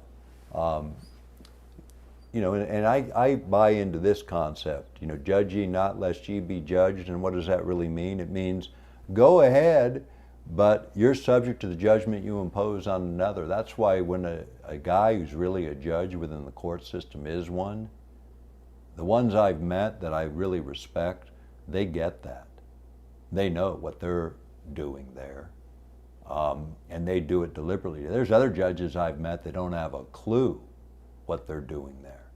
They're there for all the wrong reasons, just like other public servants in other places often are, too often are, and we'll get into more of that. But the individual needs to recognize our paths are important. We're overly critical because we're taking everybody else's judgments when theirs don't count. Yours does. If you have a good ethical line and you're staying on it, stay on your ethical line. Follow the path that's in front of you with some confidence that it's okay. And when you make mistakes, when you find flaws, when you find untruth, you've got to deal with it. Go back inside, self-evaluate, decide what you're going to do with that new information, then pick a new path. Because no one wants to go into a train wreck. Just when you see it, you might have to unravel a few things if you carried a little too far. Or maybe you drug some people in it with you that now you got to go and deal with that. You got to fix things. So be responsible, be a little bit more deliberate, and listen a lot more to the other guy and respect the fact they're creating the same image you are. But the path we're on is going to be a path of trauma. You think the earth is here to just be entertaining? I don't think so. But it should provide us life. We should have a sense of freedom, of liberty, freedom, that thought that we can just feel that. How many feel that right now? How many can even conceive what that is right now? There's a lot of people I don't think know what that is at all because they don't live free at all. I think about being happy generally. Yeah, everyone has happy moments, for sure. But living a happy life or a way of being where most of it is that way is a pretty rare thing these days. And if you take a close look at that, there's a lot of things I learned about this. Happiness, first Catholic bishop of Brazil I met in lectures in Europe. And he was a very interesting guy when I met him. Catholics tend to be pretty stuffy, in terms of the bishops. They get pretty big on themselves. But he was just wearing regular clothes, and when he identified himself as the first Catholic bishop of Brazil, this is a huge country, and he said, he pulls out of his shirt pocket his white collar and he shoves it back in there and he says, folklore. And I'm like, what do you mean folklore, He said, well, it gets in the way of real conversations with people, and I want to meet people. And man, now that touches my heart. He wanted to meet people, and I learned about him. And he'd been in the front of parades for people where governments wanted to kill him. They threatened him a bunch of times in really brutal ways, scared a lot of people around. It didn't scare him because of the nature of who he was. But I can tell you, there's an honest man, and I asked him, I said in the court's conversation, did you ever have to meet the Pope? And John Paul was the Pope at the time, and he said, yeah, every 5 years I got to go meet the Pope. But he goes, I didn't go last time. Well, why didn't you go last time? And he said, well, my parents were sick. And so I gave the Pope the scriptures he said about taking care of your parents. He said that was his priority, and that's what he was going to do, and that's what he did. And the Pope said, okay, I guess, because he was still the first Catholic bishop of Brazil afterwards. But I had a lot of respect for him in the way he approached his faith. Because what he recognized is it was about people and human beings and living souls and how we live and how we work with each other and what we do together. And he'd been among the poor. And I'd been to Brazil just a year after my dad disappeared. I traveled to Latin America on my own with the Gemological Institute for a month with a bunch of people that were a lot older than me. Most of them were in their 50s and 60s, except for the tour guides. They were in their 30s and 40s. And then it was me, 14 actually, still 14. And what I saw in Brazil, I couldn't believe. I mean, you can see poverty on television, but when you're 14 years old and children not much younger than you want to shine your boots, that's a real humbling thing.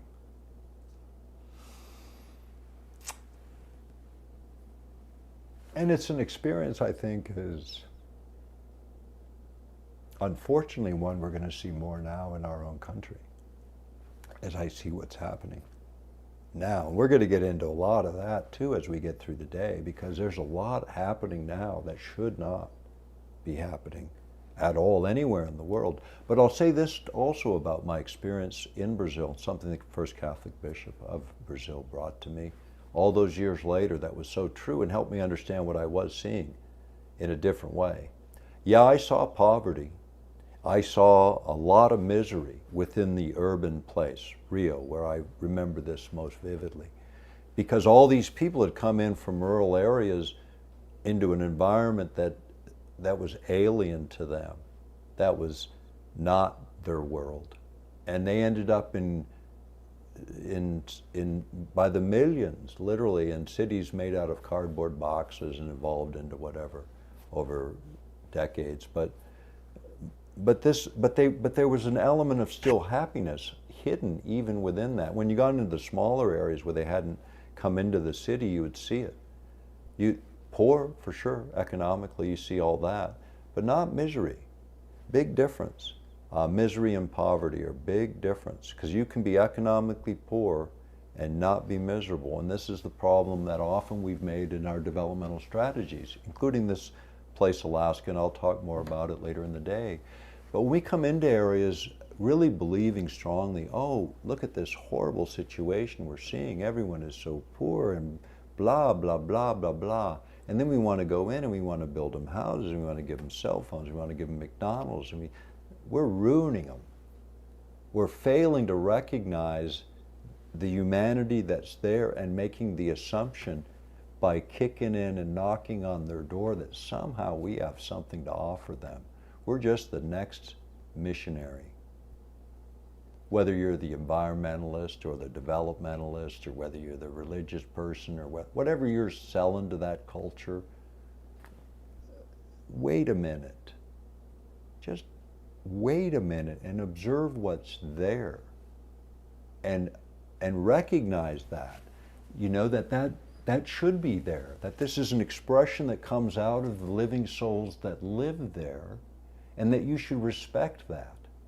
Even though you might not understand that, or you need to turn around and get back on whatever brought you there and leave. And see, we didn't do that for the last few thousand years. And everybody's pissed off because of it. Doesn't matter where you go. Drop by the Middle East, drop by Africa, drop by Asia, drop by any state in America. Hey, try to get into Canada to drop by there, they won't even let you in. Or hey, take a trip to Mexico and look at what's going on now on our borders. And my family came through those borders once. And so did most of the people listening to this broadcast, came through somebody's border once. Your relatives for sure did, because no one stood still in this world ever. You know, there's a t-shirt when I went to Chickaloon, when I was working for the Native Americans, that said, you know, it's a big t-shirt, you know, and it was fighting illegal immigration for 500 years, right? I mean, you know, people could feel a lot about that for a lot of different reasons. I could say that about the Romans 2,000 years ago, stomping over my grandfather's and great-grandfather's homeland. But I'm not going there.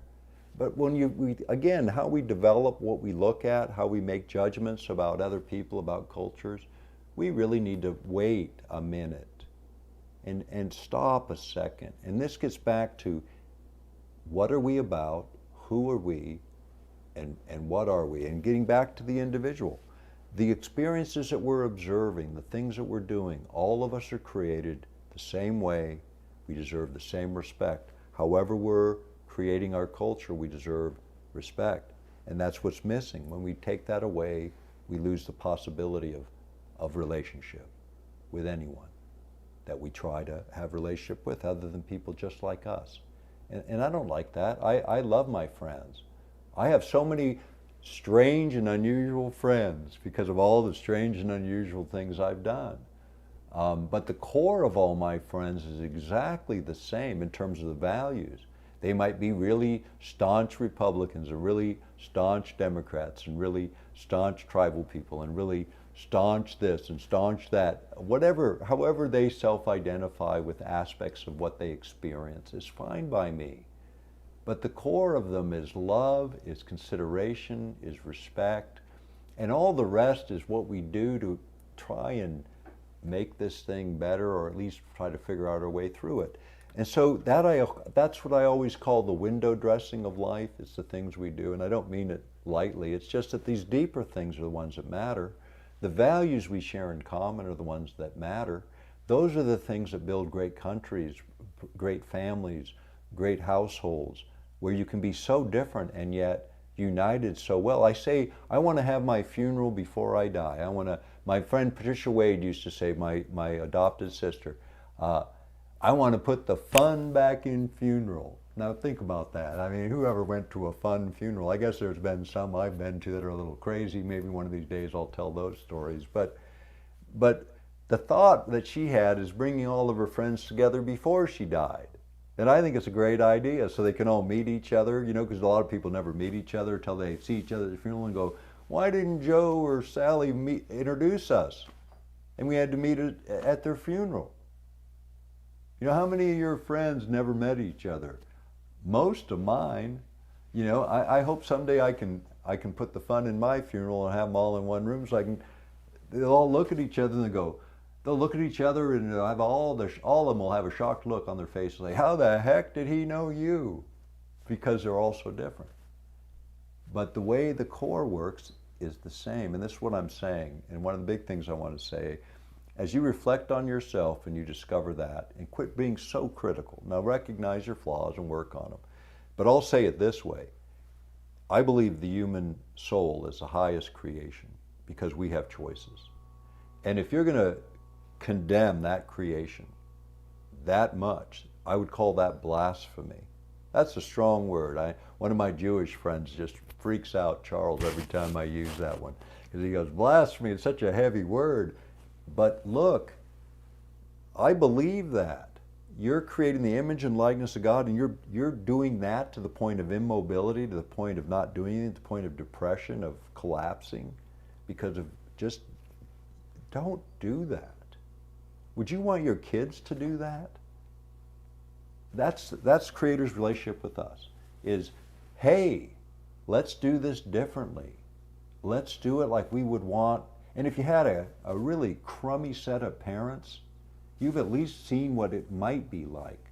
Do your best ideal. Do the best you can, and then seek out knowledge. You know, I mentioned my first marriage. It was 10 years, and it ended. And then I was married again for 26 years. I had about 2 weeks between. All right, in terms of knowing myself, when I gave up Childs, I wasn't kidding. My mom was crying about it. I mentioned that earlier. But then I decided I'm going to be serious about life, so I got married young. I mentioned that earlier. I stayed married for 10 years till I was 26.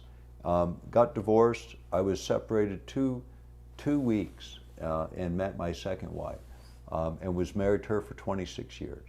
And then was separated from her about 6 weeks. Be too hard on yourself. Just when you make mistakes, fix them. Do the best you can to fix them. And then you got to let it go, and you got to try again. And that's how you make it work. When I started dating Ann, the third woman I was with in my life, what I wanted to hear was her story. And what I was listening for was her traumas. I wanted to know, because who I saw in front of me was this happy, wonderful person, but I wanted to know, had she experienced trauma? And then how did she deal with that? And that's what I was listening for. Now I saw the reflection, I saw all that, but that's what I was listening for. And then I discovered all of that and how she overcame her traumas, because everyone has them. If you don't, I really don't want you as my dear friend, because mine's dramatic, you know. I mean, the last guy that stayed at my house for a week, he came walking, he left in a wheelchair, not because anyone hurt him, he just, you know, energetically couldn't quite handle it. But the deal is, what you do with your individual life and how you construct it is going to matter. Your path matters, your experiences matter. Something else I would say this, even if you don't believe in a creator, but you're interested in deciding if there is one, just leave the thought open. That's what I would say. Leave it open. But always ask for grace, even if you don't believe in it. I would suggest it, because without it, it's going to be a lot harder suffering. Because the universe works kind of like this. You put it out there, you want it to happen, the universe says, yeah, good idea. It always brings it the quickest route, which normally involves a 2x4 hitting somewhere around the forehead to get your attention. Because usually you ask for things without really realizing what the unintended consequences might actually reveal. So usually it's trauma for the quick ones. So grace does it a little easier. What it does is say, okay, it doesn't have to be today, it can be tomorrow. So it maybe comes in a little slower, and maybe you can catch the ball and hit it. So grace is important. And guilt, the guilt we live with was a part of what I was trying to say, the self-condemnation piece. You have to find a way to release it, because you're going to screw up. I've screwed up miserably in lots of ways. And people don't think that. You know, people think people like me just, oh, it was all cool, it was just working fine. And so a lot of the story I'm telling also today is revealing. Yeah, I'm like pulling my pants down in front of everyone in a certain level. But there's a reason for that. Is I don't care who it is, because I've met them all. And everyone that's done anything, no matter who you think they are, has suffered greatly, or they wouldn't be successful.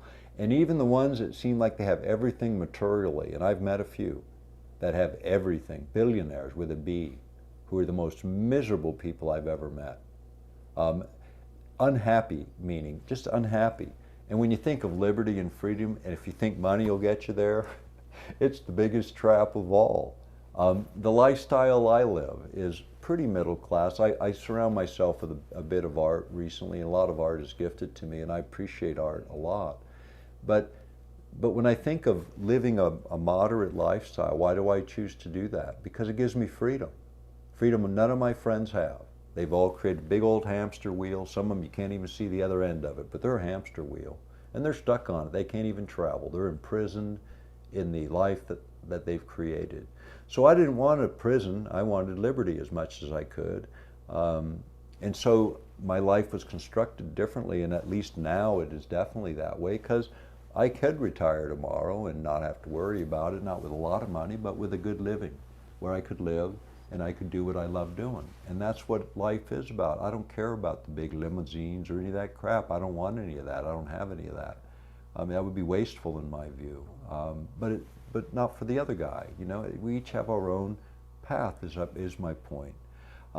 When I think about how it works, you know, in the world they say ignorance is no excuse, right? If you break the law, you hear that all the time. Ignorance is no excuse, and so it makes you feel, oh, even if I screw up, I'm guilty, you know, and that's not true in the universe. Let me say that again. In the universe, not knowing something makes you innocent. Not knowing makes you innocent. Let me give you an example, all right? Whether you believe this example or not, I always use it because it's really a good one, is imagine being Jesus Christ hanging on a cross, and the guy who just slit his side is standing there with the sword dripping in blood. Now, he's the executioner. That's his job, so he just finished his job. And Christ says, God forgive them, they don't know what they're doing. Now, that's a shocking thing.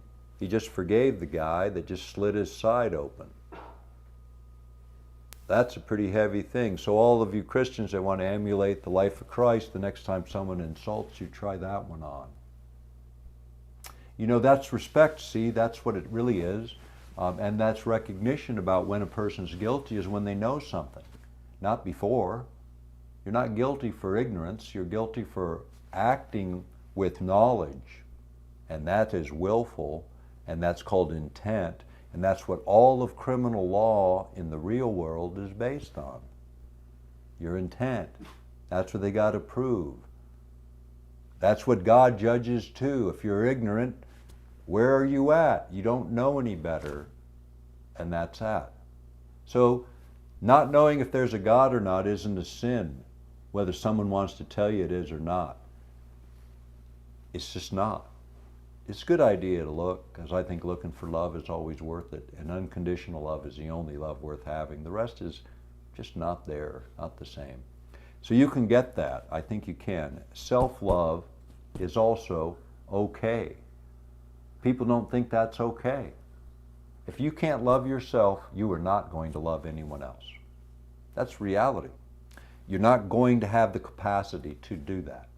So that means a lot of internal work, and that's this section that I'm talking about. You have to do it, because you may be in relationships that you think you love and you're expressing love, but those relationships aren't working because you haven't done that. You haven't reconciled yourself to yourself. You can't do it. You're on a bad foundation. You can do what you've been doing, what everybody's doing, and look around the world. It's not working. It's not working at all. As we look around the world, I don't care whether it's medicine, government, religion, science, art, even art's screwed up. You know, it's not working very well because individuals have given up their God-given rights to life, liberty, and the pursuit of happiness that is even deeper than that. Those are the effects. And we've lost that, which means we've lost the root that gives us that. The recognition of what we are as living souls occupying these things we call bodies, that I call my carrier, because it's a better expression of it in my way of thinking. It carries me around. This body is subordinated to me, even more so in the last year. It serves me. This body likes to live, so it wants food, and it wants this, and it wants that. That's called the flesh, because it does. It has a function. For most people, that function overtakes them. And so it runs their programming on impulse. Okay, that you see that in the world. You may be part of that in the world. We all are on a certain level, because that's our physical form. It's part of who we are. It should be part of who we are. We're going to talk more about it as we get into it, but we got more to say before we get there. So falling short of your standard, your level of knowledge, or your level of ignorance, however you want to look at it, but falling short is your measure against yourself along your path. And you know, it all had your in it, not me at all. You, your path, your thoughts, your emotions, your evaluation, your choices. Anybody taking that from you is playing God. He won't even take your free choices away from you. What right does anybody else have? That's why judge ye not lest ye be judged is so important to remember in this equation. Don't be in that role of judging all the other people around you. Work on you, be a reflection of something better. Others will see it. They'll go, hey man, what's going on with you? And they'll want to learn from you. What's going on? Not about your brand. They're going to want to learn what works. The rest comes by observation of what works. Not this chitter chatter, but what works, what's seen. And truth doesn't excuse. You know, this is a big piece of this. You know what? Truth is truth. You know, so when you run into, you're following your line of thinking, you run into something that clearly is untrue, you got to go, okay, how do I back out of this?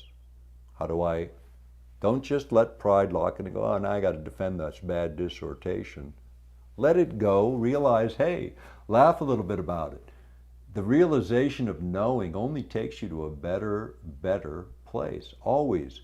Ignorance doesn't take you anywhere but down. It's a drag, it's not a lift. Enlightenment is knowing something new. It's a lift, even though it may upset your apple cart temporarily. Most of this you laugh about if you've lived long enough and picked up a few gray hairs. You always do. Hopefully you do. You haven't become too bitter. There's always that as well.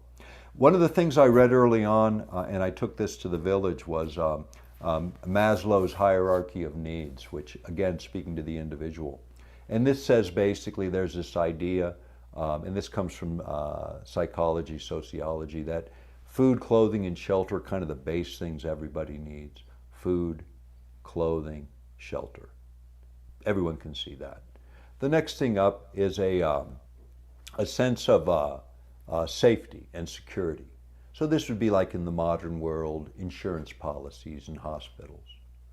You know, in the older world, it might have been a food supply and, you know, in knowing that, you know, there's a lot of things, safety, security, so that bill's a little higher. And then the next one is belongingness, being part of something, like a tribe or a church or political party, fitting in to some larger configuration.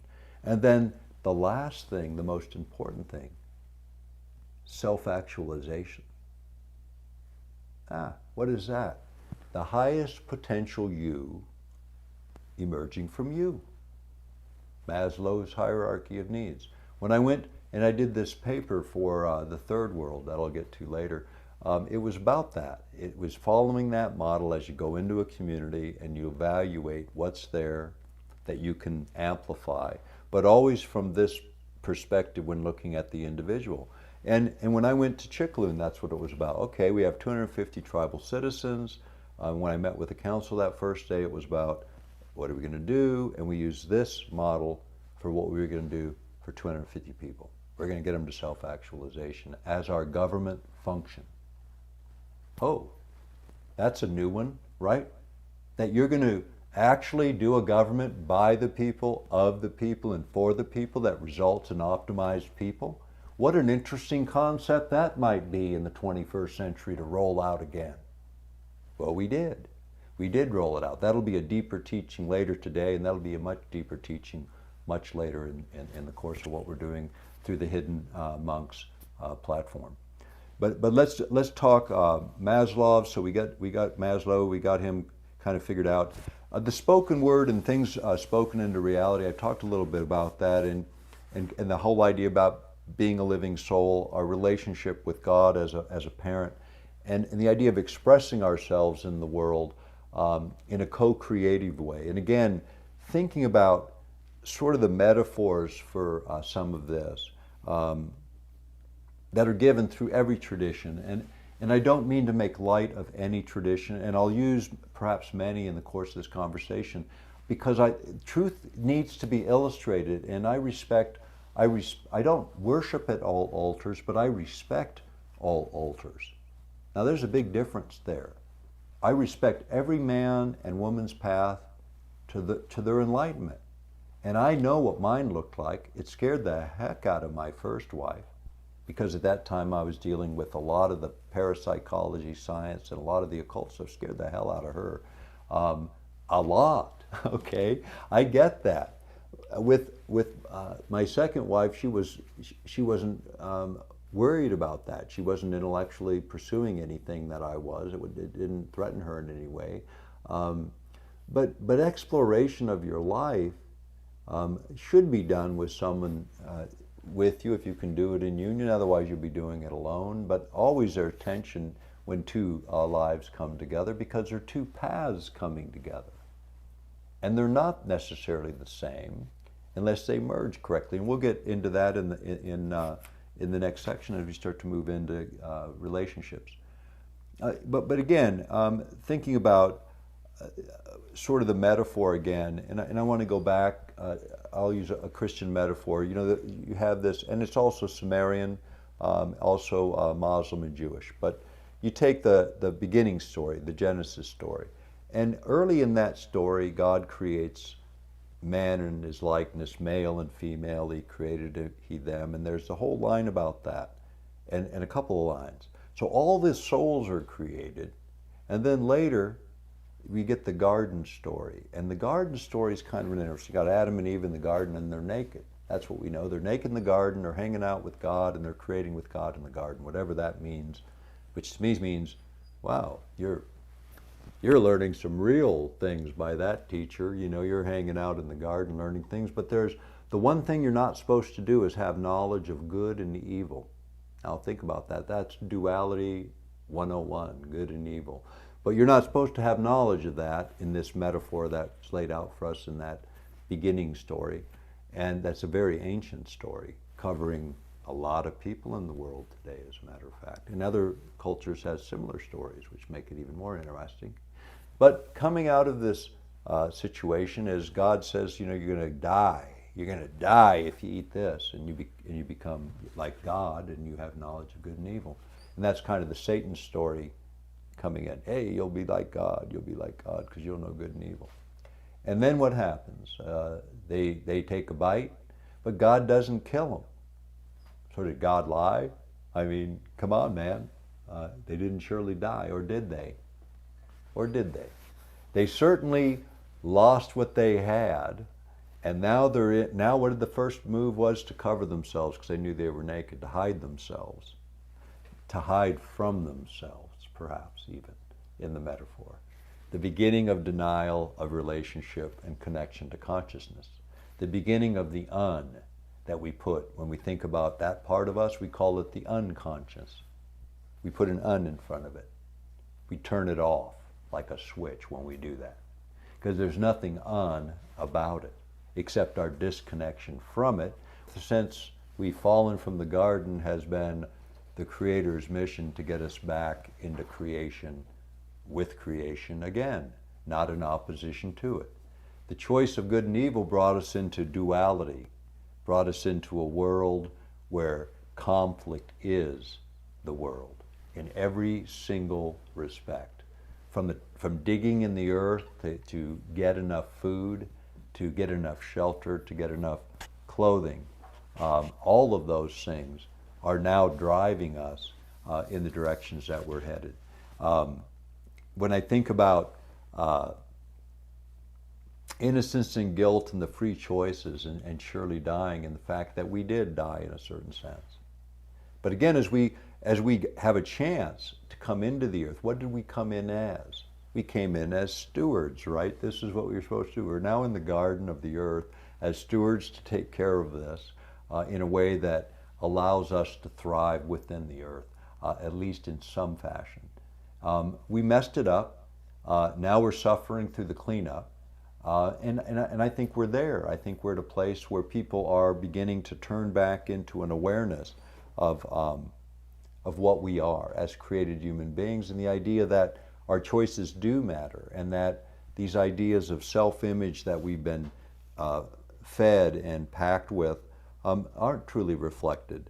Kind of the last story for this section, then we'll come back into it, deals with Anne, my former fiance and my dearest friend. Is early in our dating, I was very uncomfortable, and she used to call it my naked hour. So I equate it to leaving the garden and covering up, and it was because as a man I was very uncomfortable, being naked, but it was a metaphor for what makes you uncomfortable. Like I was cleaning up after her son had thrown up one day, and it made her very uncomfortable that I was cleaning that mess up, not her. But that was her naked hour, her moment to let someone do something for her, which she had a lot of difficulty with. But we all have our naked hours when we're exposed, when we're open and vulnerable. And that's not a problem if we're honest with ourselves and we're honest whatever we perceive the Creator to be, and if we do the right things. And we're going to take a short break again, let people kind of adjust and let our team here get a breather. And we'll be right back in just a couple of minutes.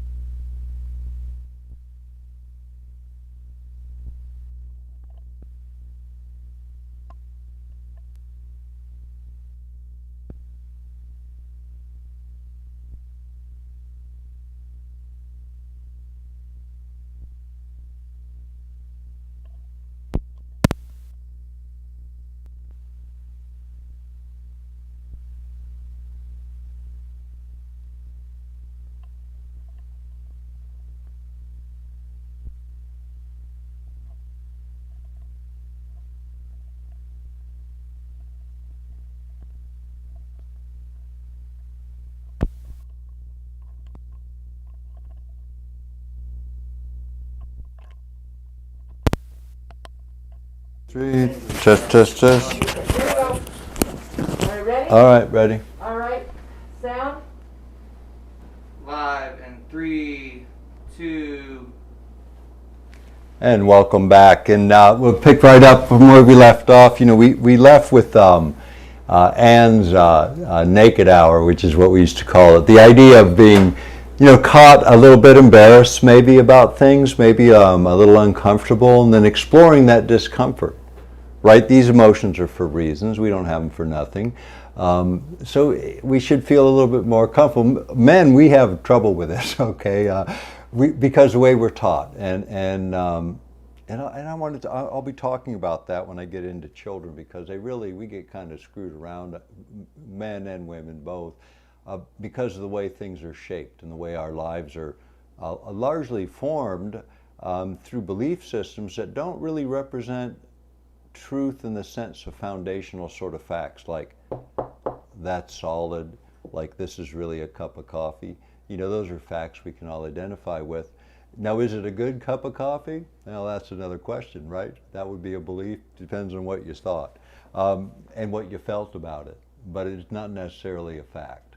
So there's a lot of things we observe or we think we know that aren't necessarily facts. I use an example often of if you're a woman in Saudi Arabia and you're dressed in a full covering, a Muslim covering, you might be a very happy woman in that covering. And then you might be a woman in France walking down the beach with no top on and feel perfectly fine with no covering.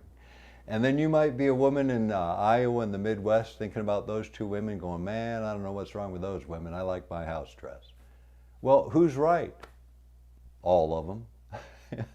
They're all right in terms of their belief systems within the context that they're living. The facts that are the same is they're all women. Beyond that, they're all human. Beyond that, maybe not so much. But a lot of what we consider about what's important really aren't facts. They're more about beliefs and judgments and lots of things that we should consider. So the two judges, I want to hit that one more time, because this is, again, it's about your path, about you being the individual that you want to ignite. So the relationship in terms of that is between you and yourself and your judgments, and then what you do working through those. And with the Creator, whatever you judge that to be, and how that might work out at the end. Because this is kind of how I look at time. You know, I mentioned before, you know, this is like really valuable, the time we have here. In that last few minutes of time, and I'll talk about that last few minutes through the eyes of a friend of mine who's a hospice nurse. But when you get up to the end of that last few minutes is worth probably $1 million to everybody. You'd give $1 million for just one more minute. And then when you jump to the other side, if you believe like I do, now you got eternity where time has no value whatsoever. Wow. So you go from totally valuable to totally not valuable, because there's an abundance of time on the other side of this equation. Assuming I'm correct in that, science is correct in that we're mainly consciousness and not a physical form, then I'm correct. So I'm willing to bet on eternity and then fill this dance card pretty full. And look at how I live my life, because I think that's important. Because in other dimensions, the multiverse, which I'll discuss later, this idea that we could probably live maybe within a lot of other frameworks simultaneously, just our bandwidth doesn't perceive it. And then we go to sleep at night, and then we sort of jump out of the physical body in a certain way, and our bandwidth expands in a different direction across that multiverse. And this is explained again in the big thinkers in quantum physics, the multiverse. But your soul, your path is your deal. What I want to talk about next is the power of words and emotions and choice as it relates to levels of existence. And so this, again, dealing with the individual. The words, what are words anyway? They're symbols for ideas. Like if I say the word apple, some people in the audience will think about a little piece of fruit. Others will think of a tree, others will think of a pie, and others will think of the American way, you know, depending on what that symbol, apple pie, means to you. So when you think about words as symbols for thought, boy, you can see why communication gets messed up in a hurry, you know, because you're transferring ideas by stringing words together to get someone else to see the same picture. And that's based on a lot of assumptions. about what a person's experienced and how they might see the picture. And so it kind of explains why you thought, I know I said this, but they didn't hear that. Kind of works out of why that works out, the word symbols. I think communication's deeper as well. People will talk about the nonverbal, like body language, hand motion, tone, all that. And that's all true. It gives you a lot of information. But I believe there's also another bit that gets carried on this. We'll explain more about that later, but I believe that a lot of it, most of the information doesn't carry on the words at all. It's either on submodulations, where thought gets transferred in a different kind of way than we think about, where it comes in to your unconscious and works its way around there. But the is an artificial construct in my view. We put it there and now it limits because it's there. A lot of things limit, and I'll talk about those because words aren't by accident. When you use a word and you combine a word with emotion and intent, this is how creation forms, is this way, because this is how things happen in the world. People get ideas, they attach it with enthusiasm and energy, and then they have intention and they go out and start doing things. It's the essence of it. But all of that stuff that we're talking about there is stuff you can't touch. You can't touch thoughts, and you can't touch emotion, you can't touch passion, you can't touch any of that. But it's the fuel. So as I go into this, I want to talk about 3 levels of existence, if you will. The physical I started to allude to earlier, and now we're in the, sort of this middle space of mind, consciousness, touch. We can't touch it, right? It's the most important thing that we can't touch. Think about where we are in our culture. Reptilian brain, the part of the back survival part, the part that when the lion jumps out, you jump and run. That kind of reflex action that kicks the adrenals and puts you into an energy zip. And then intuition even plays out a little bit here. This is where you kind of get the pre-notice that the lion's out there somewhere. So you're already backing away as the person that's not quite so intuitive gets eaten, because he's the one that lagged behind.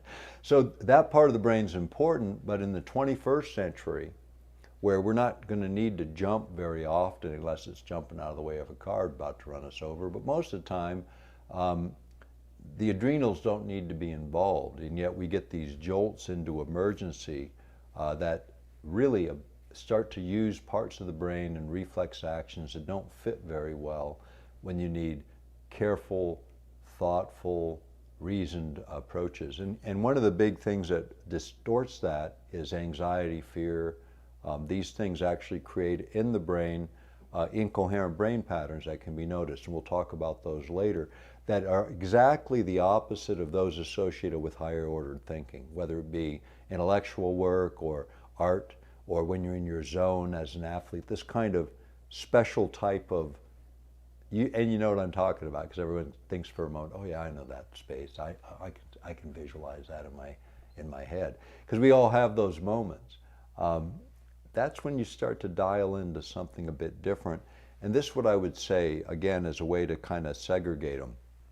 Think about that body, that physical form, that little baby, and every cell every 7 years. And the baby is basically impulse driven, the body, to survive. It eats, it goes to the bathroom, it survives, it hollers, it wants to be comfortable. And the body is signaling that child who screams and knows that now it can scream and make noise. But the body is the one creating the discomfort for the entity that is in it. And so that's something to remember, is how is that really happening? And then what's happening with that baby? Well, as it begins to self-identify and then begins to know faces and feeling around it because of what provides the safety, right? Food, clothing, shelter, safety, security. Remember Maslow's hierarchy even applies to little babies. Belongingness to a family, self-actualization for a baby. What is that? Now this is interesting as a model. It's whatever the parents say, whatever the culture dictates. Because now we start layering up this entity, this human soul, with what they're going to be. Oh, you're this, and you do this, and you're this way, and you're that way, and you're this and that, you're this and that and that and this. Then we send them to school, and then more people tell them what they are and what they're not, and they learn about that. And so all their life they're told what they are and what they're not by other people telling them what they are and what they're not. And most of it's just beliefs. Most of it's not facts.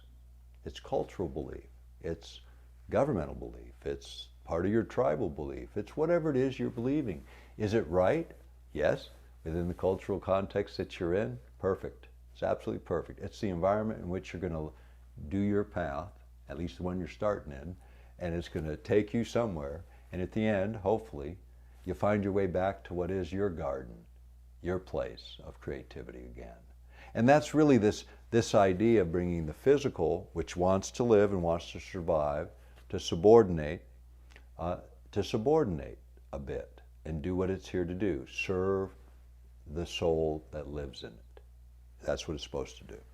Energy management, breath, movement, I want to talk a little bit about that, because energy management, how do we manage energy in the physical form? What do people do? Well, I manage my energy a little bit with coffee. That's energy management. That's called caffeine. Others use all kinds of drugs and alcohol to manage their energy system. Different ways. Foods are energy management systems. All foods are. What do you eat? You know, are you eating sugars and carbs, which are highly addictive, and it tends to, the body will crave what it's addicted to. Sugar is the most addictive substance on the planet. You know, it's worse than tobacco, worse than anything. And we're all addicted if we're in the West. So it's like, okay, is that healthy? Well, it's primarily causes cardiovascular diseases of every kind, tooth decay. It causes all kinds of physiological problems, enhances cancer environments. We see the results of that. I mean, all of the stuff we do is really about energy management. The body wants to live. When you think about drugs and alcohol, again, energy management. Sex is energy management. It really is. And it's creative energy that everybody gets a big charge of, can get a sense of, and is abused the most in terms of energetically, creating the most damage. Look at the Catholic Church. 2,000 years of damage there, and they're not alone. Look at any of these religious organizations, or any organization that has children involved, and there's abusers there. Lots of them, too many of them. You know, it's like the garden for really evil people. So, you know, looking at some of this in terms of flesh and what it does, that the body does, and its addictions, but if you can remember, it's a carrier for your soul, and it needs to subordinate. And I'm going to talk about that, ways to help do that, figure that out. But that's part of that battle that all religious doctrine talks about, the battles against the flesh, the battles against the body. It's really making this body do what it's supposed to do, serve your higher self, not run the programming because it needs to live. Once it realizes what it's supposed to do, it will do it better. But that's the next level, the mental and emotional.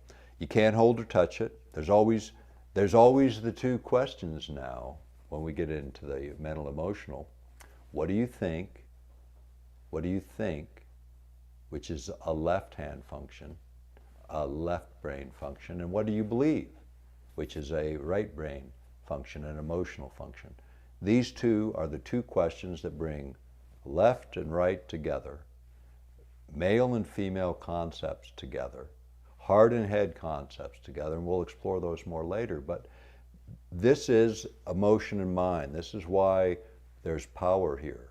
This is the place where it's energetically going down or going up. Now what happens for most people, they're living in survival, flesh.